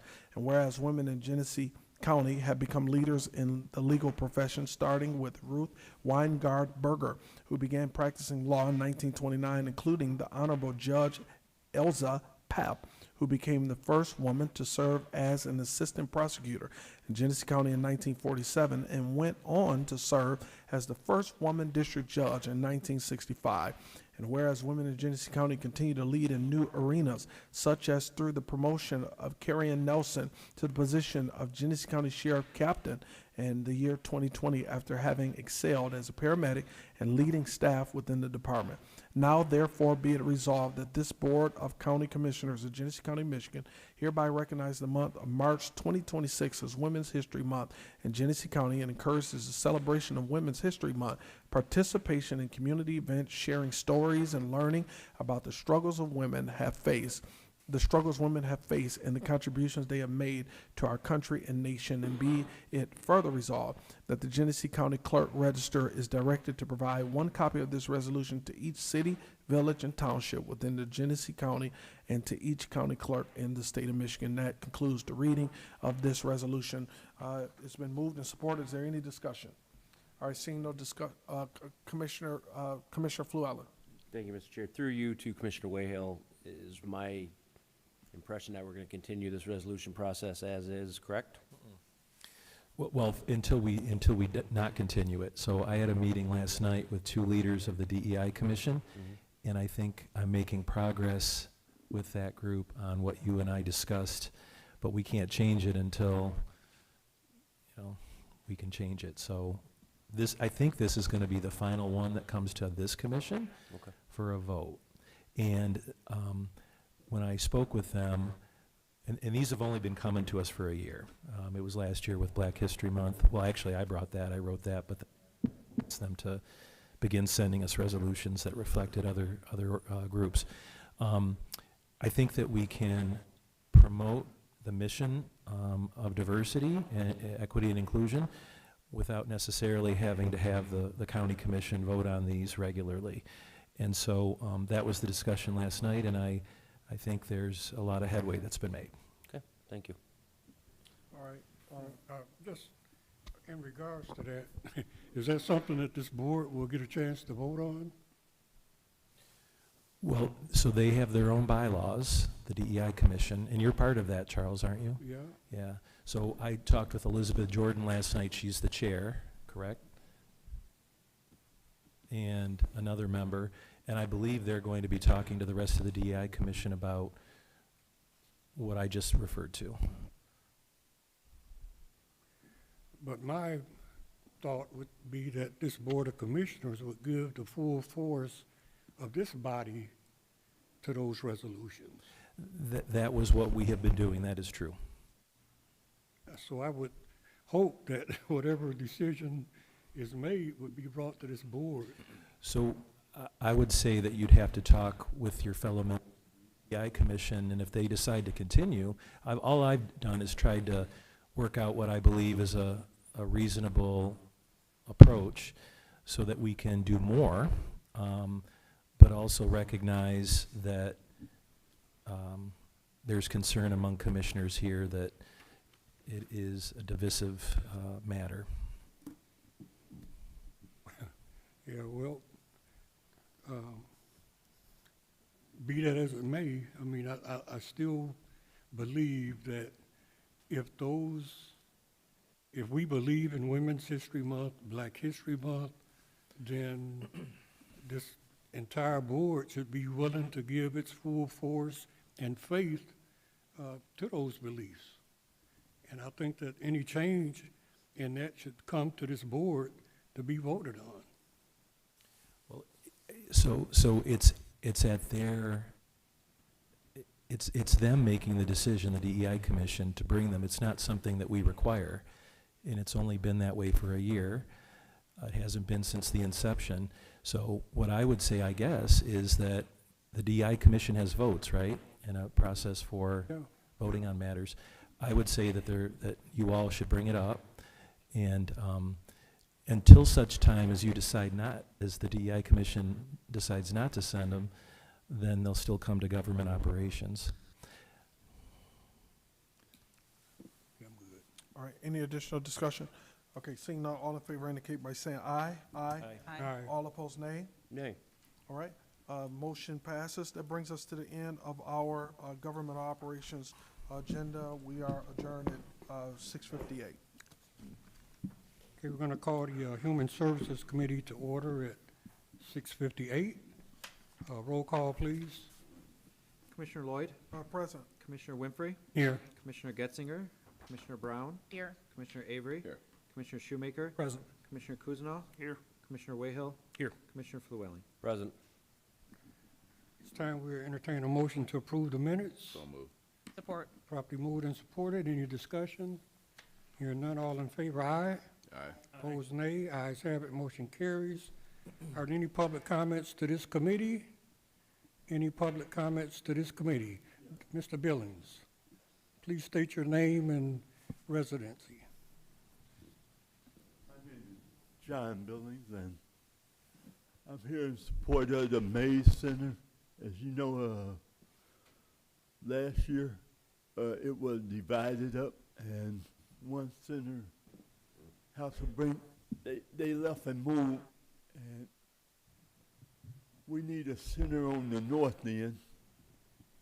And House of Brink has moved again from the north end down there on Flushing Road. So I would ask support that the May Center be supported and become a center recognized by the county as it once was. And I hope you guys vote yes on it. Thank you. Thank you. Any other comments from the public? Any other public comments? Hearing none, public comments are closed. Any communications? No. No old business, new business. Resolution 2026-005, approval of a contract between Genesee County and the City of Flint, i.e. the Mays Senior and Community Service Center. Move it. Support. Properly moved and supported. Any discussion? I have discussion. Go ahead. Thank you, Mr. Chair, and thank you to those who are in the room from the Mays Center, including the director. If you would stand so you can be recognized, Mrs. Wiggins, who's the director of the Mays Center. If we can, let's give her a applause. She's doing a great job.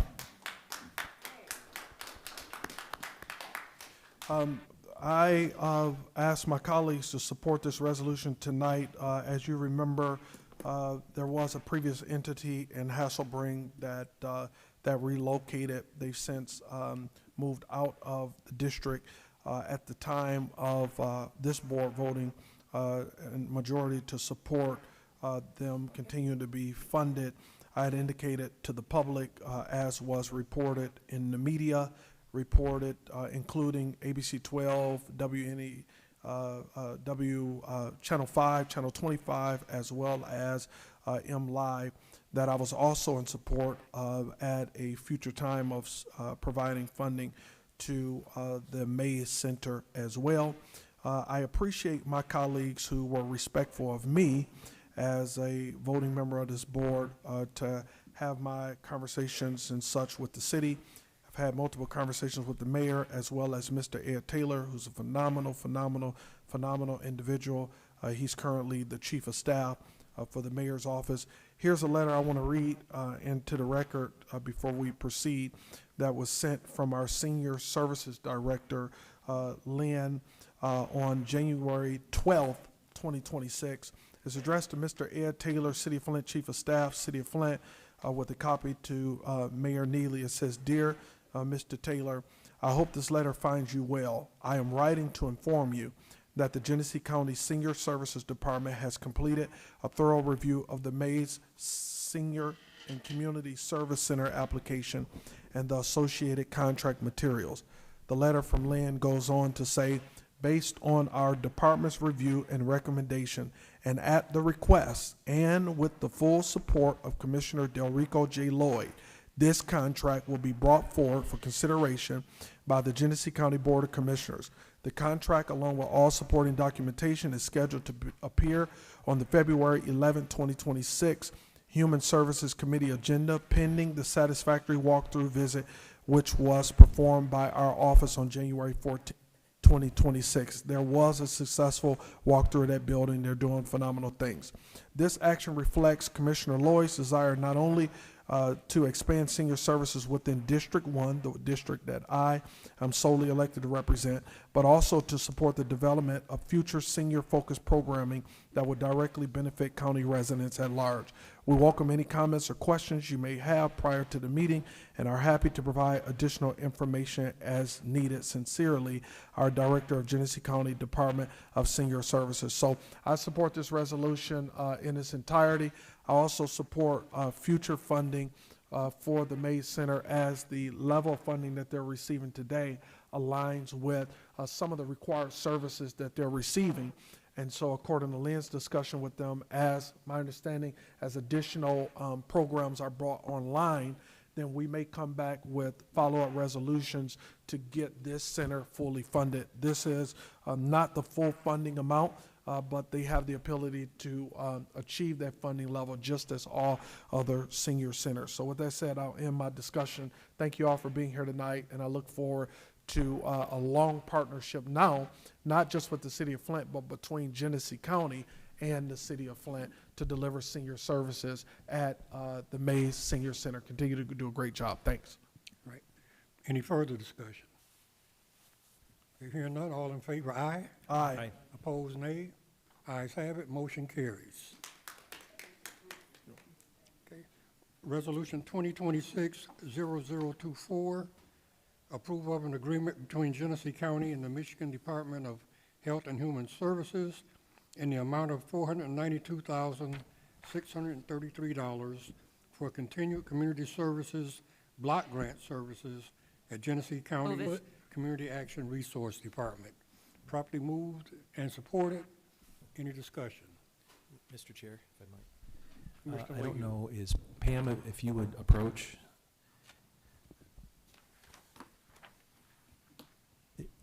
There was a phrase that was used in the backup materials that I was unfamiliar with, and I don't have it in front of me, but the reason for this, we're moving from a certain amount to another amount, was that right? 600,000 down to this something figure? That's correct. Pamela Coleman, the director for Sorry G-Card. about that.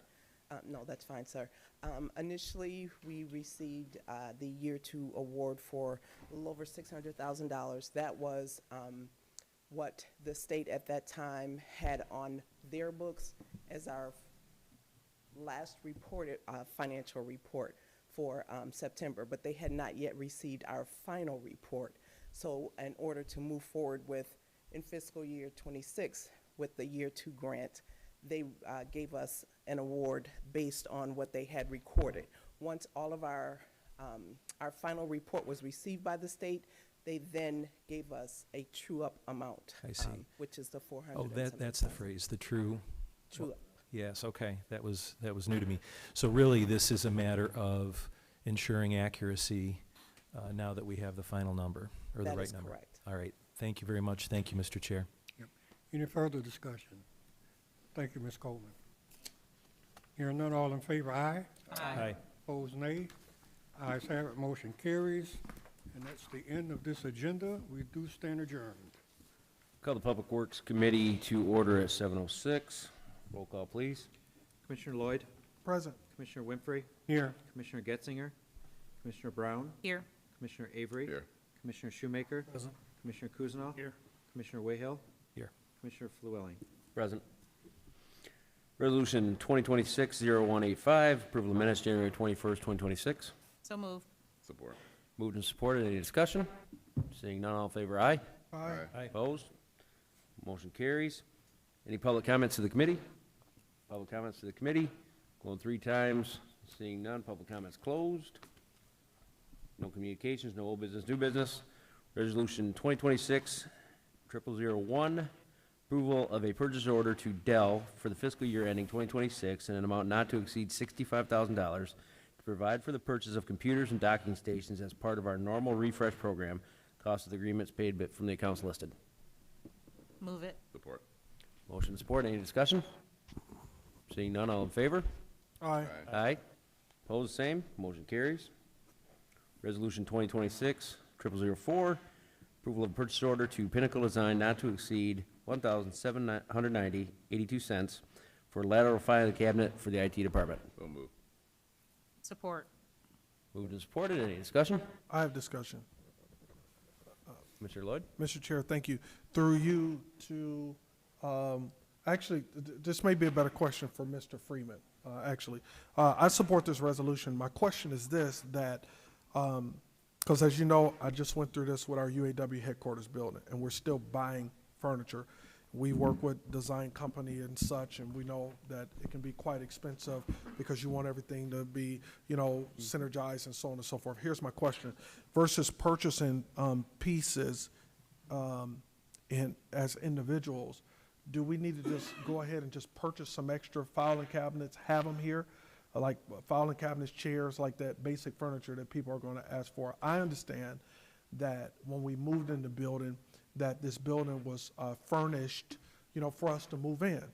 But there's going to be continued requests for additional furniture. So maybe, you know, do you think we should just do a big order? And Yeah, you'll see, I believe it'll be in the March, we're gonna ask for a blanket PO for the year, not just for this building, but for all, all buildings in the county, all departments within the county. The purchasing policy requires that anytime there's a spend, over $30,000, that we have to come back to the board to get authorization. So we're trying to address these onesie twosies that are an immediate thing, but then also create a plan for the entire year. And then my last question is, if we purchase in bulk, because this is an individual price, so will it be cheaper if we do a bulk or less expensive? No, they are continuing to give us the same pricing that we got for all of the furniture in the building. And when did you originally, well, here's another question. When did you originally get that pricing? like, was that in 2024? When did you get that price? Yep, it was off of a cooperative bid, and then because our purchase was so large, they actually lowered it below the federal co-op number. So we could actually, well, we could actually be getting it for lower than what the market is for it now because it's older pricing? Yes. Okay, thank you. Any further discussion? Mr. Shoemaker. Yes, could someone explain to me what a lateral filing cabinet is? Yeah, it's just a filing cabinet with, you know, kind of the wider ones, and that is taller. Like 2 to 3 drawers, is that what we're talking? No, this one I believe is four drawers.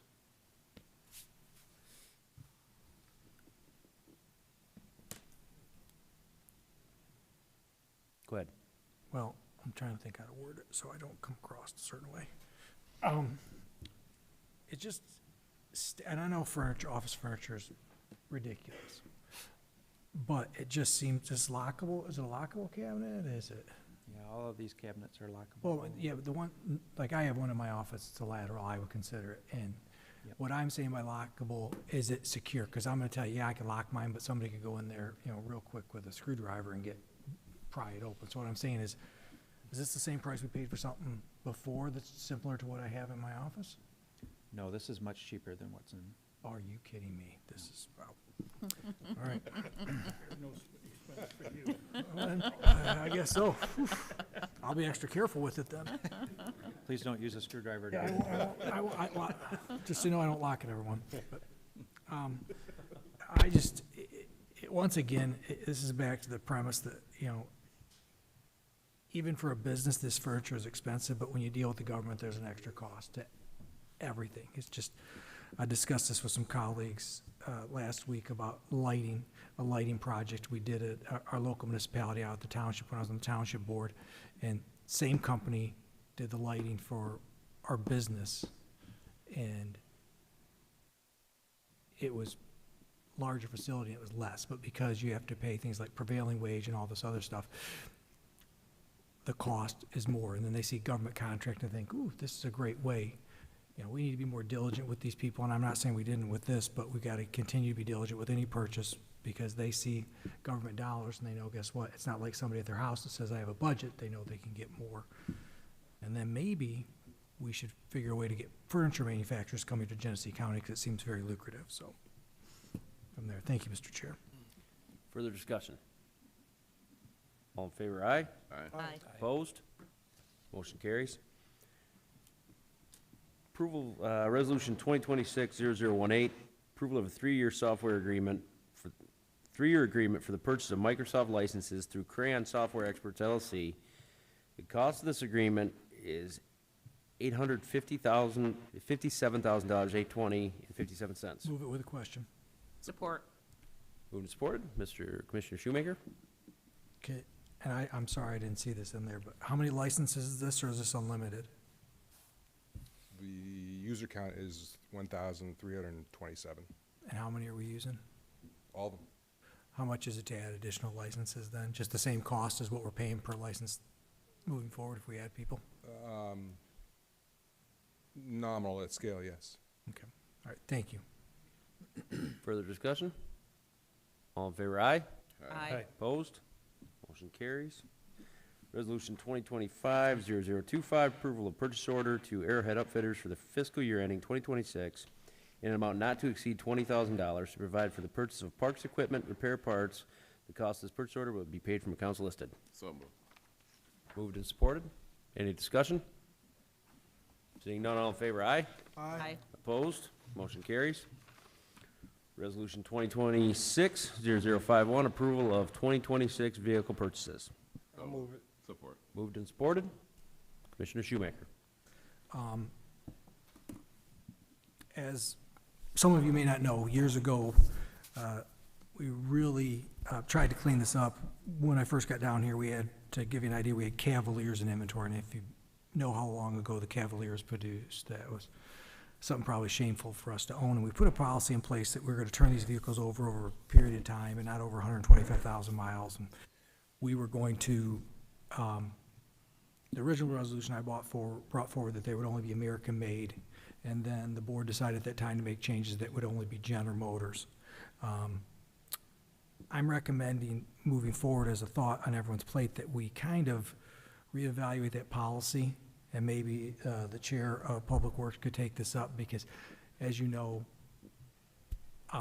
General Motors makes a lot of vehicles, but a lot of these lower end or vehicles that would fit our needs, since the Malibu are gone, are made in other countries or by other countries' workers. So I think we need to reevaluate that policy. A few years back, we had an issue, maybe it was last year, with we needed a handicap accessible vehicle, and we had trouble because the vans that are made are not made here, or they're not made by that manufacturer. So I think we need to reevaluate this. As far as this resolution goes, I would like to discuss the 5 traverses, if we could, and I'd like to know what we're paying for each one of those traverses, if someone has that number. Derek Jones is here from purchasing.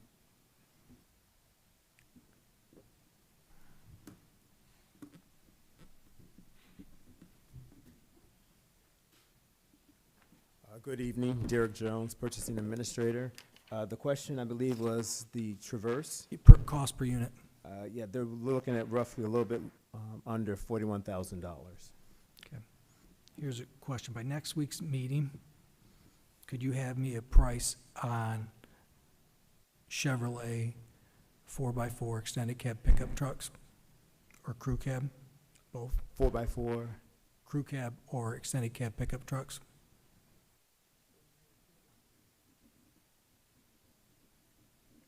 Okay.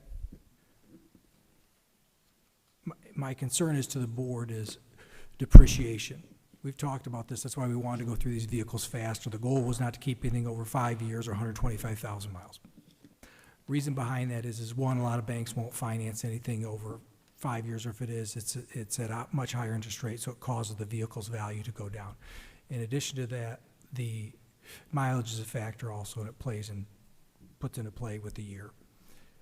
We figured at the time that the greatest value return is selling these vehicles before they hit that point. Now, since then, we had COVID and some things change, but hopefully we'll go back to that. But my goal is still to watch that depreciation number, where we know trucks depreciate less than other vehicles. And if there's areas we can use a truck, which are made here in the States, then we might want to look into it. I just want to know the number before next week. I'm fine with moving it forward till next week, but I want to know what that number is, because there's a reason they lease trucks at $300-400 and Chevy Traverses at $600-700. It's because they're not sure where that residual is going to be at. Where with the truck, they know the value. It's also for us, we know where the value is going to be. So moving forward, I'd just like to look into that for next week. So thank you, Mr. Chair. Any further Thank you, discussion? Derek, also.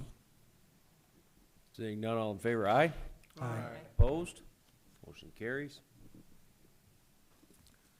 Resolution 2026-0052, approval of a grant award from Great Lakes Fishery Trust in the amount of $150,000 to provide for the development of Flint River access at the confluence of the Swartz Creek. Budget for the grant is attached. Move it. Support. Moved and supported. Any discussion? Mr. Chair, if I might. Commissioner Wayhill? Does anyone know where the confluence is located? Is it in, Patrick does. I think I might know where it's at, but I don't want to say it. Actually, behind the Confluence building is right where the Swartz Creek comes into the Flint River, right at the head of Chevy Commons. Oh, okay. All right. Thank you for that. Yep. Thank you, Mr. Chair. Any further discussion? Seeing none, all in favor, aye? Aye. Opposed? Motion carries. Resolution 2026-0053, approval of grant award from the Greater Flint Health Coalition in the amount of $32,650 to provide for Keep Genesee County Beautiful's continued support of the Greater Flint Reach Initiative. Budget for the grant is attached. Support. Moved and supported. Any discussion? Seeing none, all in favor, aye? Aye. Opposed? Nay? Motion carries. Oh, no, I wasn't a nay. I was saying say nay. Yeah. Motion carries. Said it out of order. Okay. Resolution 2026-0058, approval of purchase orders to various vendors for the fiscal year ending 2026 in an amount not to exceed $46,000 to provide for the purchase of water system supplies and parts. The cost of this purchase order will be paid from the accounts listed. Move it. Support. Moved and supported. Any discussion? Seeing none, all in favor, aye. Aye. Opposed? Motion carries. Resolution 2026-0062, approval of purchase order to Vermont Systems Rec Track for the calendar year ending 2026 in amount not to exceed $30,674.52 to provide for annual fees associated with the Parks and Rec reservation software. The cost of this purchase order will be paid from accounts listed. So moved. Support. Moved and supported. Any discussion? Seeing none, all in favor? Aye. Opposed? Motion carries. Resolution 2026-0076, approval of a change order to Thomas Trucking and Manic Consultants in an amount not to exceed $200,000 to provide for the removal of underground asbestos material at the former Juvenile Justice Center. The cost of this change order will be paid from the accounts listed. Move it. Support. Moved and supported. Any discussion? I have a discussion. Mr. Chair, through you to, Ray was here. No, he's here. Mr. Freeman will be to answer this as well. Are there any future development plans slated for the property there? Is it just going to be seated? Eventually be part of the parking for the new Juvenile Justice Center. Really? That's a lot of property. Not all of it, just the front part of where the old building was sitting. Oh, okay, all right, thank you. Any further discussion? Seeing none, all in favor, aye. Oh, Oop. that's okay. Speaking of the property, I'm gonna make it relevant. On that full site is also the animal control. We had talked about changing the name. I'd love to see some resolutions come to move that forward.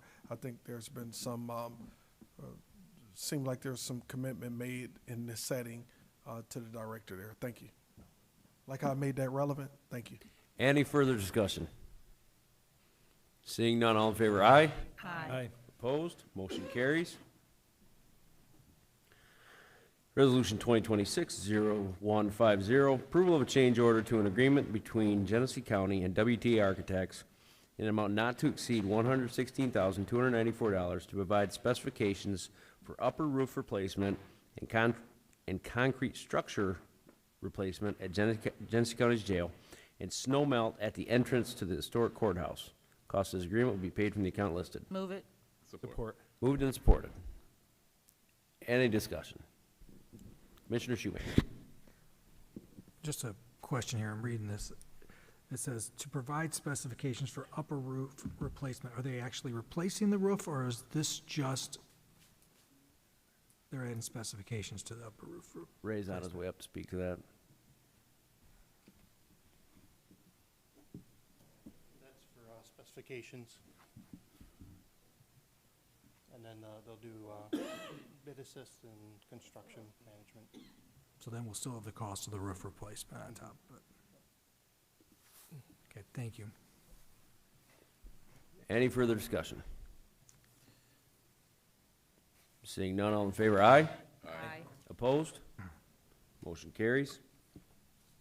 Resolution 2026-0151, approval of an agreement between Genesee County and Wheeland in an amount not to exceed $604,227 to provide pre-construction and construction management services for the Genesee County Recycling and Education Center. Cost of the agreement be paid from the account listed. Move it. Support.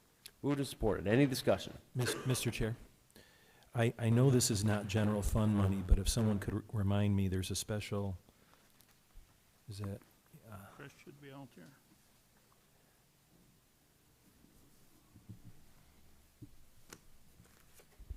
The funding for this comes from the solid waste ordinance that are collected from the landfills on a quarterly basis. okay. And then, this is one of many steps in this project, and Yes, it we've taken is. some already by Yep. acquiring the land, for example. Now planning for the actual construction. Yep, I- architecture services are Right. finishing up right now as well. And then for the commission and the public, we presently don't have like many projects that you incrementally build up to, we don't have the full $10 million or so, I think, that it's estimated at. So just bringing that to everyone's attention that after this, we're going to have to figure out, funding sources for the full build. And, we're going to be hiring a lobbyist soon, so that could be one thing that they work on. We had a meeting that I was in with Senator Peters' staff and local staff, and Senator Slotkin's local staff. Who all was in that? Was it just me? Yeah, I was the only commissioner, and we invited Dr. Brown, but I think you couldn't attend from the community and economic development side. But there might be some potential in terms of congressionally directed spending for the large ticket amount for the final project. So just wanted to point that out. Thank you. Thank you, Mr. Chair. Mr. Shoemaker. Yeah, how much of a shortfall do we have in this project then? So there is a dollar amount listed in here as an estimate of just over $10 million. We do have about $3 million saved up from the solid waste ordinance fees. So there is a shortfall, and there is some discussion regarding that. One of the things that we'll be looking at that Commissioner Wayhill mentioned is we may be looking at increasing that ordinance fee to kind of assist in covering any costs, but there is some discussion on that, on how we're going to cover possibly getting a loan to cover the additional, but none of that, I believe, has been finalized. Go ahead. Forgive me for this to my fellow board members, but this is kind of like putting the cart in front of the horse. We don't even know how we're going to fully fund this, and we're approving a contract. I don't know why we would be doing that.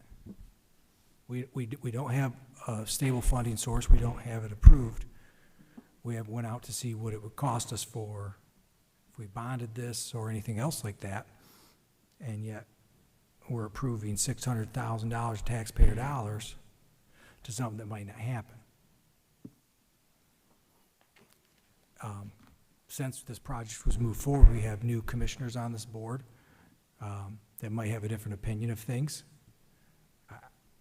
I'm a little uncomfortable with this because when you sign an agreement with them, whether you fulfill or commit it or don't, you're responsible for paying that most of the time. So I would ask Corporation Counsel, if we don't move forward with this project, are we responsible for paying this bill then? And that's putting you on the spot right now, Ben, so I apologize, but. I mean, not a problem. Unfortunately, I can't answer that right now, but I would have to look at the agreement. And I know that with many agreements, we put termination for convenience, but I suspect with this, there's probably going to be a tighter commitment. So, Mr. Freeman, you have something to add? Jump in if I'm wrong. This contract is for two things. It's for pre-construction, right? So we bring on a construction manager. They help the county, working with the architect, to find efficiencies within the building and the building process.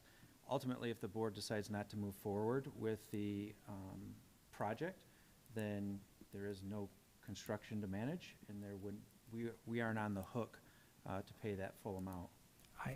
I'd be interested to see if that's in there, and forgive me for not It's 100%. We can provide that in writing. For 100% believing that, because we've been down this road with contracts before, and, issues have been brought up and we've gotten sued, or we've had other problems since I've been here. For some reason, and forgive me, when did we first approve this, Mr. Freeman, that we were gonna move forward with something like this? Was it 4 years ago? 3? I don't know, COVID time, Yeah, it's been a little while. It's been a while. So I think you've got a lot of new board members, and I was somewhat under the impression that this was going to be pretty much covered with these fees, and it was so long ago, forgive me, like I said, but I'm not comfortable with the fact is a list of projects we've got that we know we have to do something with. This board said we're going to consolidate the courts. Those are dollars you're going to spend. We're finding out that, guess what? New buildings are way out of control. Remodeling is expensive as it is. These are costs we have. These are millions and millions and millions of dollars. Adding all these new projects and facilities when we still have statutory responsibilities we need to live up to, I think is very dangerous. So as of that right now, even the specifications fact that they're gonna help us figure out what we need, I don't agree with right now, because I don't think the majority of the members on this board now, because it's turned over, have had a chance to actually talk about the dollars and cents and look at what we're doing.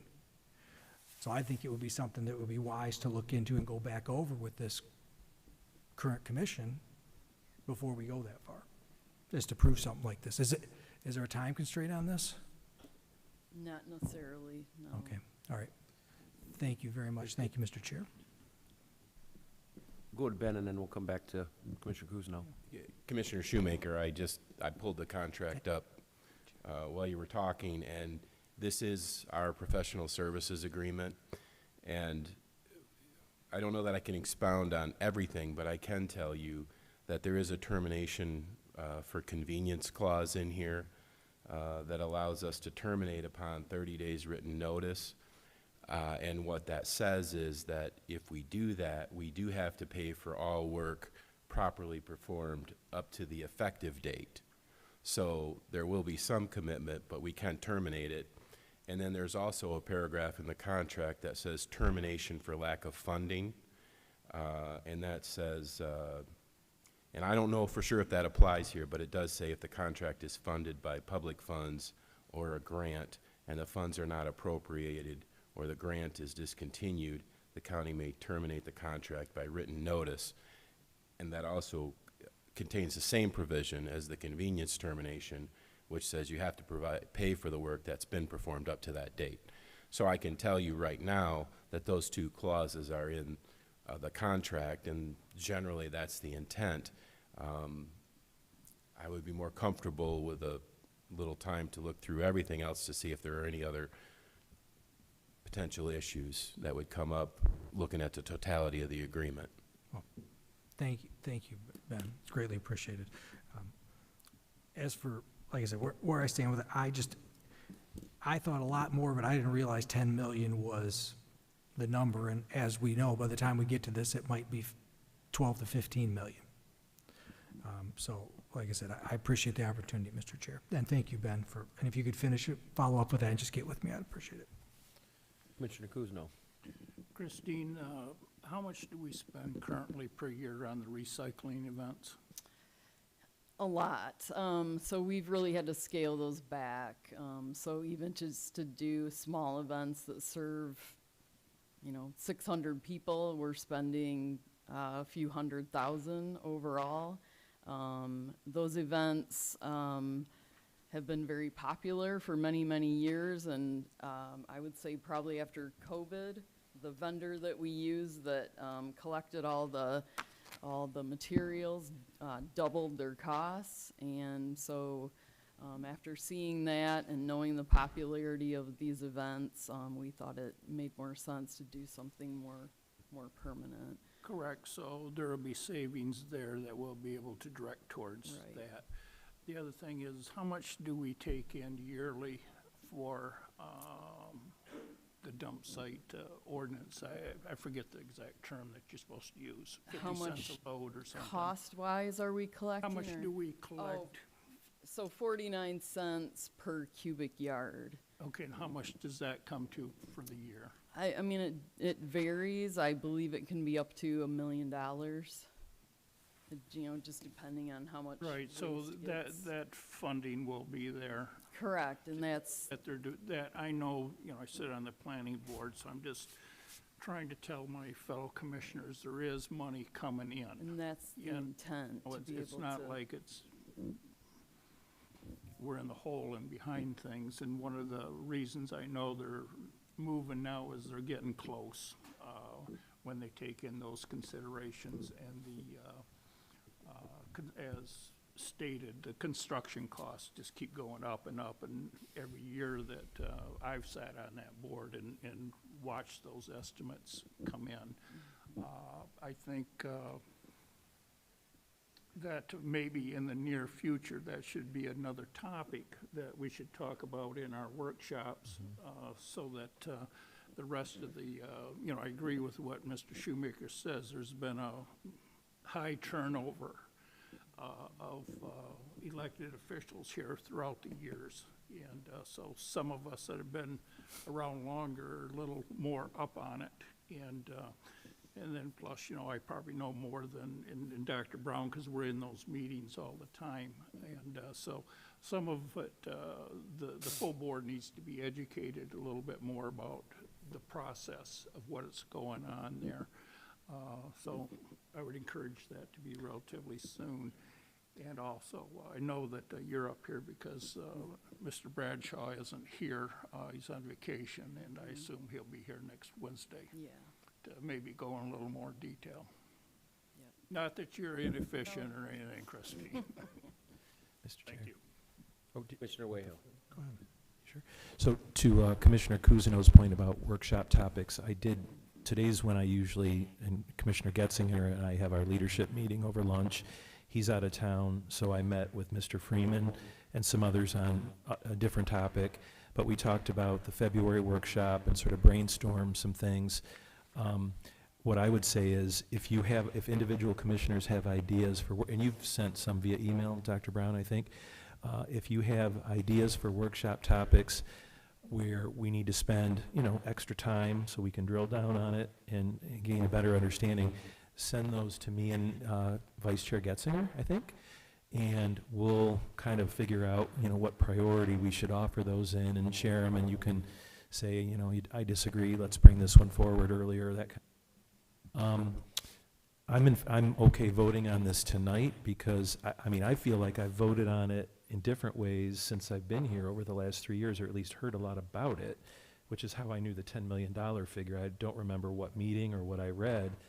You know, I guess I feel that if the commission is committed to something until we repeal it or decide we're not going to do it, then that commitment is in force.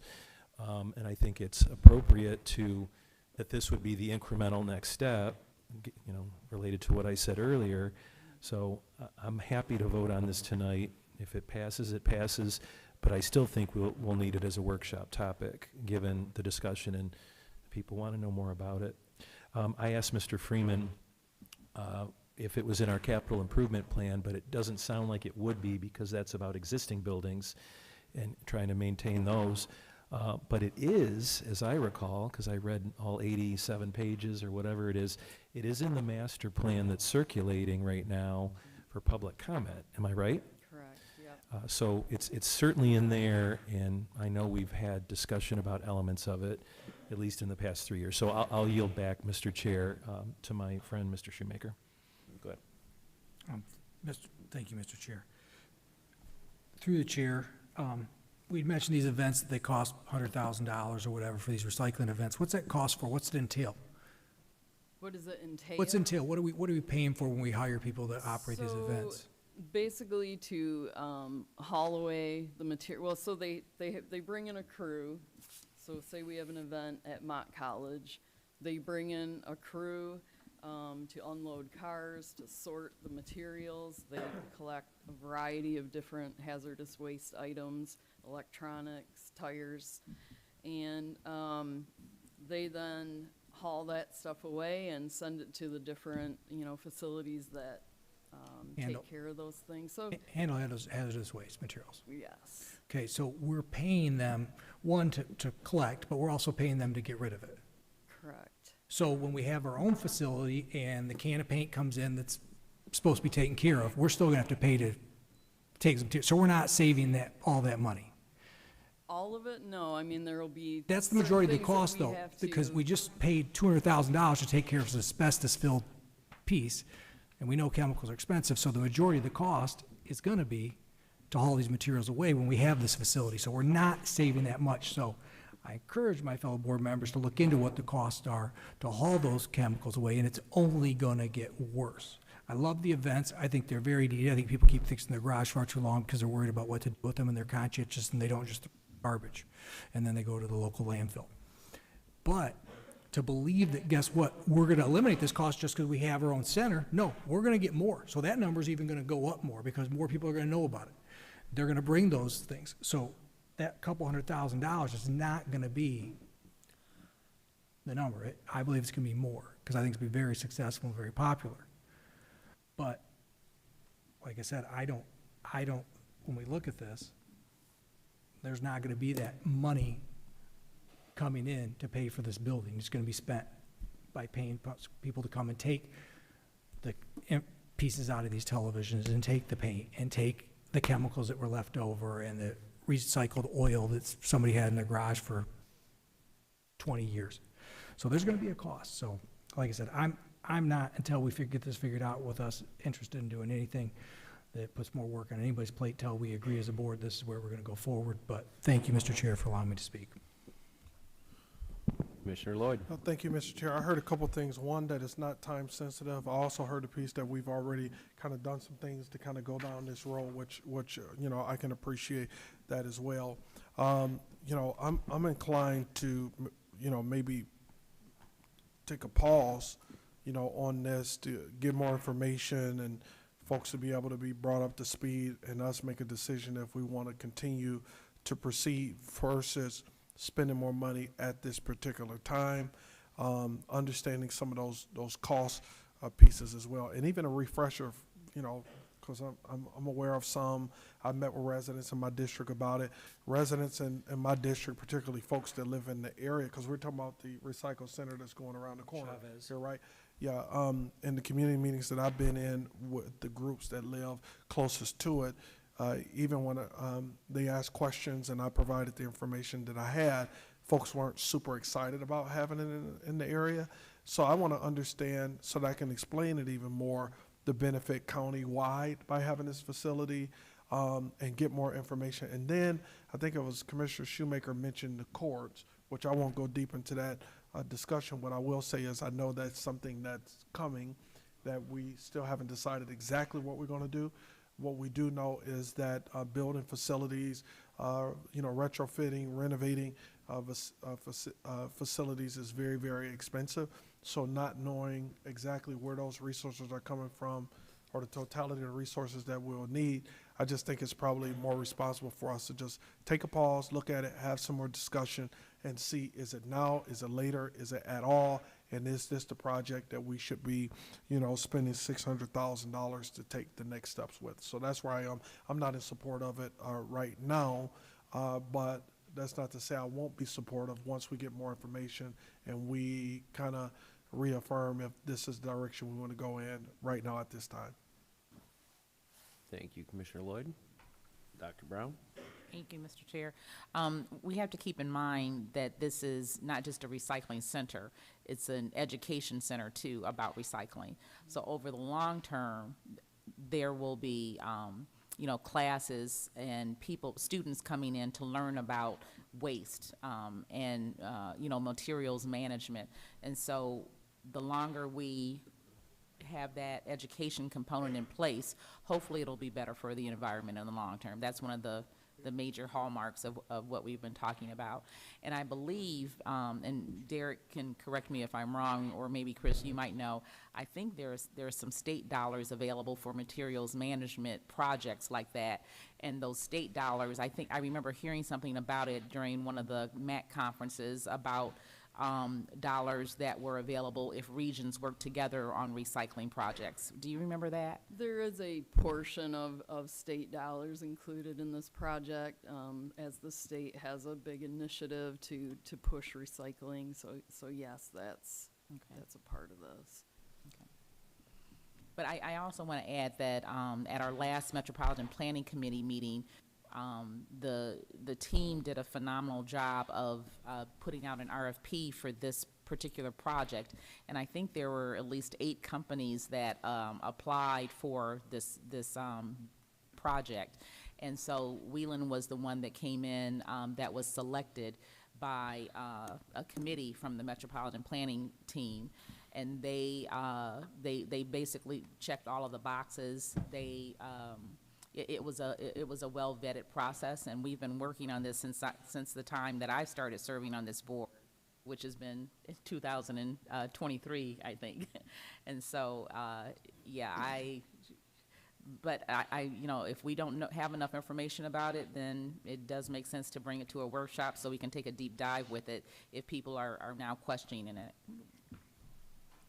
Thank you. I do have a couple questions real quick. So you said state money is included in the project.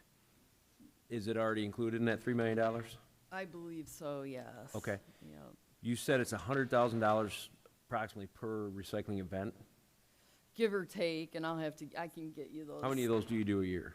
We usually do 3. 3 of those, Yeah. okay.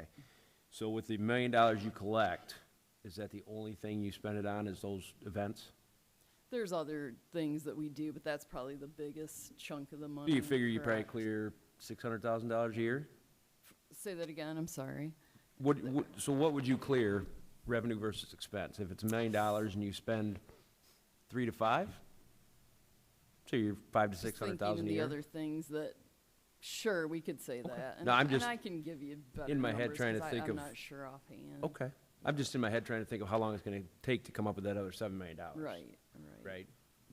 And so, as Commissioner Shoemaker said, spending 600 now, when we're maybe years down the road from that other 7 million, might be kind of a hindrance. I think, okay, thank you. Commissioner Lloyd?